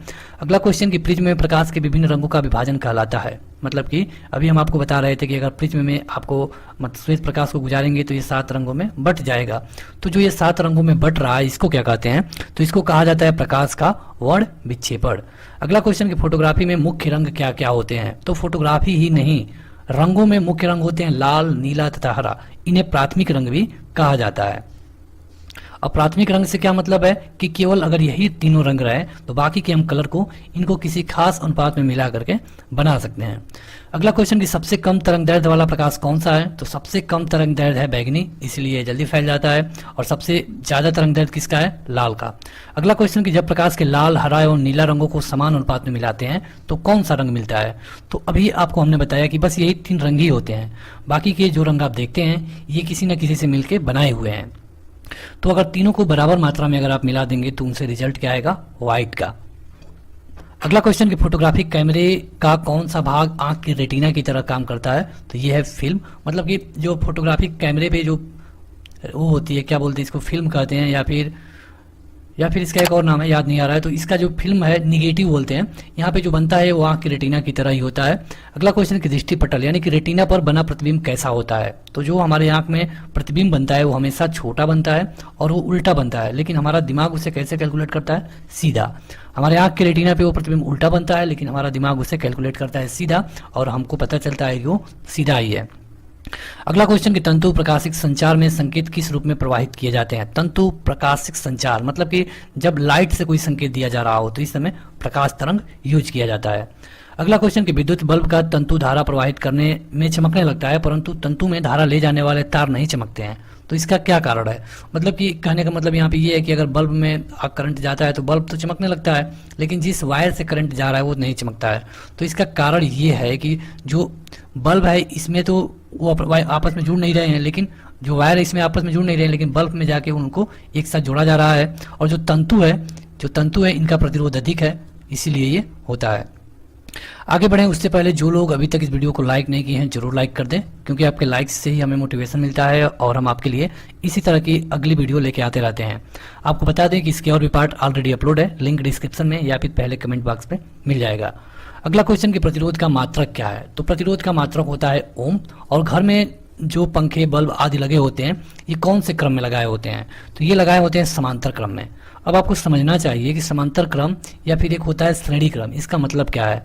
तो देखिए समांतर क्रम का मतलब ये है कि अगर हम यहाँ पे स्विच लगा दें, एक मान लीजिए यहाँ पे हो गया बल्ब, वायर लगाने के लिए यहाँ पे अगर हम एक बल्ब लगा दिए, अगर इसमें से दोनों वायर जाते हैं इसमें और इस तरह दोनों, तो ये हो गया। और फिर यहीं पे साइड में हमको एक पंखा भी चलाना है, तो यहाँ से पंखा का वायर हम लेके आ गए, ये हो गया पंखा। यहाँ से दोनों वायर पंखे में हम ला दिए। तो देखिए किसी का कोई कुछ मतलब नहीं है, ये अपना अलग गया है, ये अपना अलग गया है, ये बोर्ड है। तो यहाँ से जब दोनों अलग अलग गए हैं तो इस तरह के क्रम को कहते हैं समांतर क्रम में। अब आप देखेंगे कि आपके घर में जो भी बल्ब, पंखा, टीवी जो भी लगा हुआ है सबका सब कौन से क्रम में लगा हुआ है, समांतर क्रम में। अब सीरीज क्रम में क्या होता है, तो सीरीज क्रम में देखिए इन दोनों को मतलब एक एक तो यहाँ से आ गया, एक एक को इनमें जोड़ दिया जाता है। तो घर में जो भी उपकरण लगाए जाते हैं कोई भी श्रेणी क्रम में नहीं लगाए जाते हैं। अगला क्वेश्चन कि खतरे के संकेतों के लिए लाल रंग का ही प्रयोग क्यों किया जाता है। तो अभी हमने आपको बताया कि लाल रंग का प्रयोग इसलिए किया जाता है क्योंकि लाल रंग की किरण जो होती है उनका प्रकीर्णन कम होता है। अब प्रकीर्णन का मतलब हम आपको बता चुके हैं, वो जल्दी फैलती नहीं है, और जब जो जल्दी फैलेगा नहीं वो दूर तक जाएगा, और जब दूर तक जाना है तो भाई खतरे का निशान है, इसलिए इसको दूर तक जाना जरूरी है। अगला क्वेश्चन कि समुद्र नीला प्रतीत क्यों होता है, तो यहाँ पे देखिए आकाश के परावर्तन तथा जल कणों द्वारा प्रकाश के परिवर्तन के कारण जो जल के कण है इसमें जो प्रकाश जाती है तो इनका भी प्रकीर्णन होता है, फैलती हैं, और इसीलिए समुद्र भी नीला दिखता है। क्वेश्चन है कि तारे टिमटिमाते हैं क्यों। जो तारे हमको टिमटिमाते हुए दिखते हैं, ये ऐसा क्यों लगता है? क्योंकि हम आपको बता दें, जो आप तारे देखते हैं और जो लगते हैं कि मतलब उनका प्रकाश कम कम या फिर अधिक हो रहा है, जिन्हें हम टिमटिमाना कहते हैं, ये होता है अपवर्तन के कारण। लेकिन वास्तव में वो टिमटिमाते नहीं हैं, वो एक जगह स्थिर हैं और उनका प्रकाश एक बराबर निकल रहा है। लेकिन हमें लगता है तो इसका कारण है प्रकाश के अपवर्तन के कारण। अगला क्वेश्चन कि दूरबीन का आविष्कार किसने किया था? तो दूरबीन का आविष्कार किया गया था गैलीलियो के द्वारा। दूरबीन मतलब कि दूर की वस्तुओं को देखने के लिए। अगला क्वेश्चन कि जब कोई वस्तु दो समांतर समतल दर्पणों के बीच रखी जाती है तो उस पे बने हुए प्रतिबिंब की संख्या कितनी होगी? मतलब कि दो समांतर समतल, मतलब कि समतल दर्पण, अगर दो समतल दर्पण रख दिए जाए और ये दोनों समांतर होने चाहिए और इनके बीच में अगर कोई वस्तु रख दी जाती है तो कई बार ये क्वेश्चन पूछा जा चुका है कि कितने प्रतिबिंब बनेंगे। तो देखिए, इसका प्रतिबिंब इस पे बनेगा, इसका प्रतिबिंब यहाँ बनेगा, फिर यहाँ जो प्रतिबिंब बना है उसका इस पे बनेगा, इसके इस पे बनेगा, फिर उसका इसका, मतलब करके ये अनंत प्रतिबिंब बनेंगे। अगला क्वेश्चन कि यदि किसी ऐनक यानी कि चश्मे के लेंस का पावर +2 डायोप्टर है तो इसके फोकस दूरी कितना होगी? तो अगर 2 डायोप्टर है तो इसकी फोकस दूरी होगी 50 सेंटीमीटर। बढ़ते हैं आगे। अगला क्वेश्चन है कि अवतल लेंस प्रयोग कब होता है? तो अवतल लेंस का देखिए काम क्या है। तो अवतल लेंस का काम होता है जो प्रकाश नजदीक में गिर रहा है उसको दूर भेजना। और जब दूर भेजने वाली कंडीशन कब आती है? जब व्यक्ति को निकट दृष्टि दोष होता है। इसको एक और नाम से जाना जाता है, ये भी आप जान लीजिए, इसको मायोपिया कहा जाता है। कभी कभी निकट दृष्टि दोष ना लिख करके सीधे मायोपिया लिखता है। तो यहाँ पे हमने ये चीज कई बार बता दिया, अगर आपको निकट दृष्टि दोष होगा तो दूर की प्रॉब्लम है और आपको अवतल लेंस लगाना चाहिए। अगर आपको दूर दृष्टि दोष है तो आपको नजदीक की प्रॉब्लम है, आपको उत्तल लेंस लगाना चाहिए। और जो निकट दृष्टि दोष होता है इसे कहा जाता है मायोपिया। अगला क्वेश्चन कि यदि एक व्यक्ति को दो समतल दर्पण जो कि 60 डिग्री के कोण पे आनत है के बीच खड़ा है तब उससे कितना प्रतिबिंब बनेगा? मतलब कि ये 60 डिग्री के कोण पे है, ये दो जो दोनों एंगल है और उसके बीच व्यक्ति खड़ा है, तो इसके लिए एक फार्मूला होता है। तो यहाँ पे कुल मिला के बनेंगे 5 लोग। जो धूप का चश्मा यूज होता है इसकी क्षमता कितनी होती है? तो जो धूप के केवल चश्मे यूज होते हैं उनकी कोई क्षमता नहीं होती है, ये केवल धूप से आंखों को बचाने के लिए लगाए जाते हैं। अगला क्वेश्चन कि एक स्वतंत्र रूप से लटका हुआ चुंबक सदैव कौन से दिशा में ठहरता है? तो देखिए, चुंबक हमेशा ठहरेगा N और S के दिशा में, मतलब नॉर्थ और साउथ के दिशा में। अगला क्वेश्चन कि डायनेमो जो कि विद्युत पैदा करता है कि कार्य करने का सिद्धांत क्या है? मतलब कि डायनेमो कैसे विद्युत पैदा करता है? तो ये विद्युत चुंबकीय प्रभाव के कारण विद्युत पैदा करता है। डायनेमो से एक क्वेश्चन और पूछा जाता है कि इसका काम क्या है? तो देखिए, जो डायनेमो होता है ये यांत्रिक ऊर्जा को किसमें बदलता है? विद्युत ऊर्जा में। डायनेमो क्या करता है? तो यांत्रिक ऊर्जा को विद्युत ऊर्जा में बदलता है। उसी तरह जो मोटर होता है वो क्या करता है? Electric motor. तो मोटर का काम ये है कि ये जो विद्युत ऊर्जा मिलेगी इसको बदल देगा यांत्रिक ऊर्जा में। तो इसी तरह कई बार क्वेश्चन पूछे जाते हैं। कई बार ये भी पूछा गया है कि माइक क्या करता है या फिर स्पीकर क्या करता है। चलिए हम दोनों बता देते हैं आपको। देखिए, माइक क्या मतलब कि बोलने वाला। माइक क्या करता है कि यह ध्वनि ऊर्जा को किसमें बदलता है? विद्युत ऊर्जा में। और जब ये विद्युत ऊर्जा में बदल देता है तभी यह जो आवाज़ होती है ये वायर द्वारा मशीन में जाती है। और जो लाउड स्पीकर होता है इसका काम क्या है? तो ये क्या काम करता है कि जो विद्युत ऊर्जा इसको मिलती है ये इसको पुनः ध्वनि ऊर्जा में कन्वर्ट कर देता है। तो इस तरह कई बार क्वेश्चन बनते हैं। अगला क्वेश्चन है कि मानव आंख की रेटिना पे एक ऐसा प्रतिबिंब बनता है। तो अभी हमने आपको बताया कि ये हमेशा कैसा बनता है? तो उल्टा बनता है, छोटा बनता है और वास्तविक बनता है। इस वीडियो को अगर आप 2 से 3 बार देख लेंगे तो ये जो क्वेश्चन आए हैं सब आपको याद हो जाएंगे। अगला क्वेश्चन है किसी व्यक्ति का पूरा प्रतिबिंब देखने के लिए एक समतल दर्पण की न्यूनतम ऊंचाई क्या होनी चाहिए? तो देखिए, अगर व्यक्ति 5 मीटर का है और इसे अगर अपनी पूरी बॉडी को दर्पण में देखना है तो कम से कम 2.5 मीटर का, मतलब कि उसके आधी ऊंचाई का दर्पण होना जरूरी है। ये डायरेक्ट क्वेश्चन है और कई बार पूछा गया है। अगला क्वेश्चन कि जो सिद्धांत पे ऑप्टिकल फाइबर काम करता है वो क्या है? तो ऑप्टिकल फाइबर जो जिस सिद्धांत पे काम करता है ये होता है पूर्ण आंतरिक परावर्तन। अब देखिए, पूर्ण आंतरिक परावर्तन का मतलब क्या है? पूर्ण आंतरिक परावर्तन का एक उदाहरण हम आपको बता दें। जो आप हीरा देखते हैं, डायमंड, इसके चमकने का कारण होता है पूर्ण आंतरिक परावर्तन। या फिर कई बार पूछा गया है कि मृग मरीचिका इसका कारण क्या है? तो इसका कारण भी है पूर्ण आंतरिक परावर्तन। और मृग मरीचिका कई लोगों को नहीं पता होगा।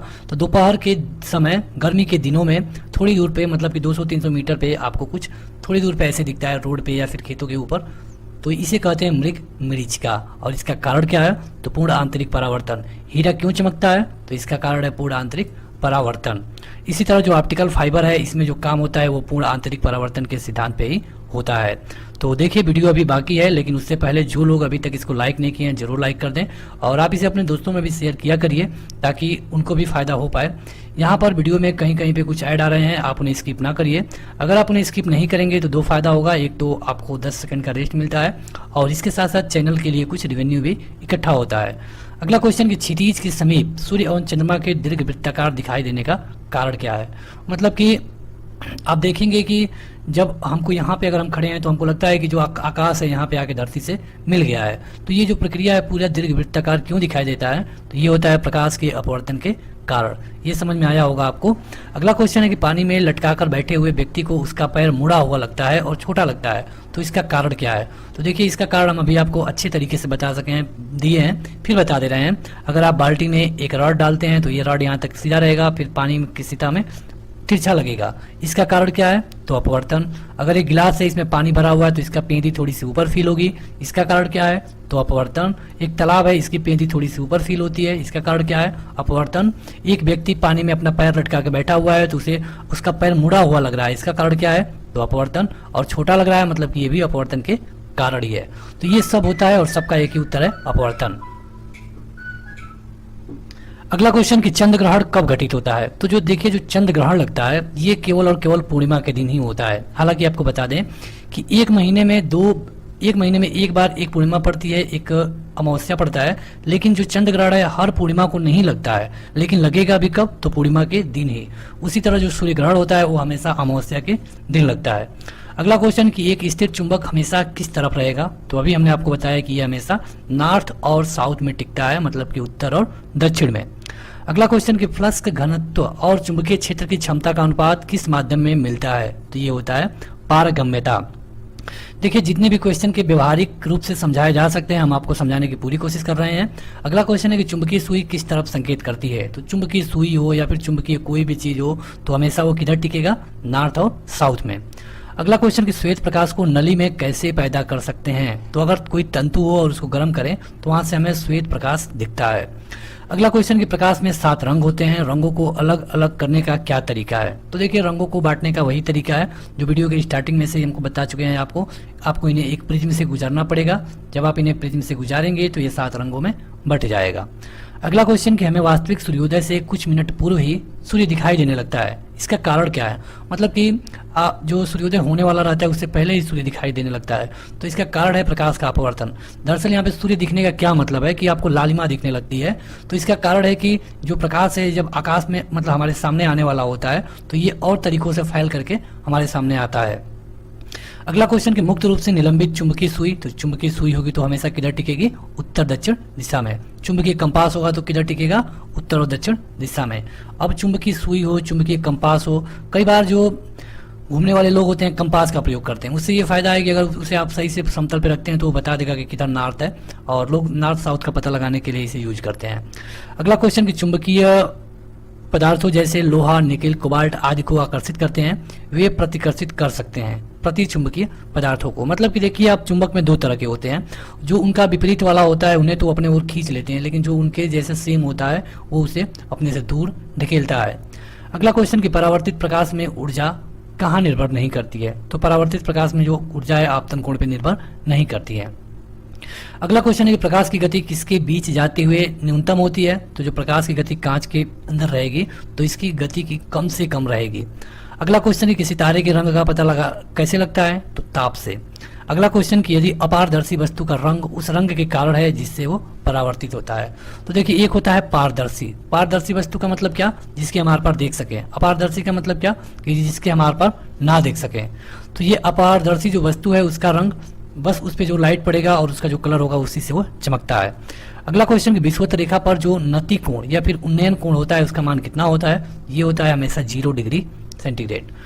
अगला क्वेश्चन कि एक समान चुंबकीय क्षेत्र में बल रेखाएं कैसे होनी चाहिए। तो एक समान चुंबकीय अगर क्षेत्र होगा तो यहाँ पे जो बल रेखाएं होंगी हमेशा समांतर होगी, मतलब कि यहाँ पे जितनी दूरी होगी यहाँ पर भी और आगे भी।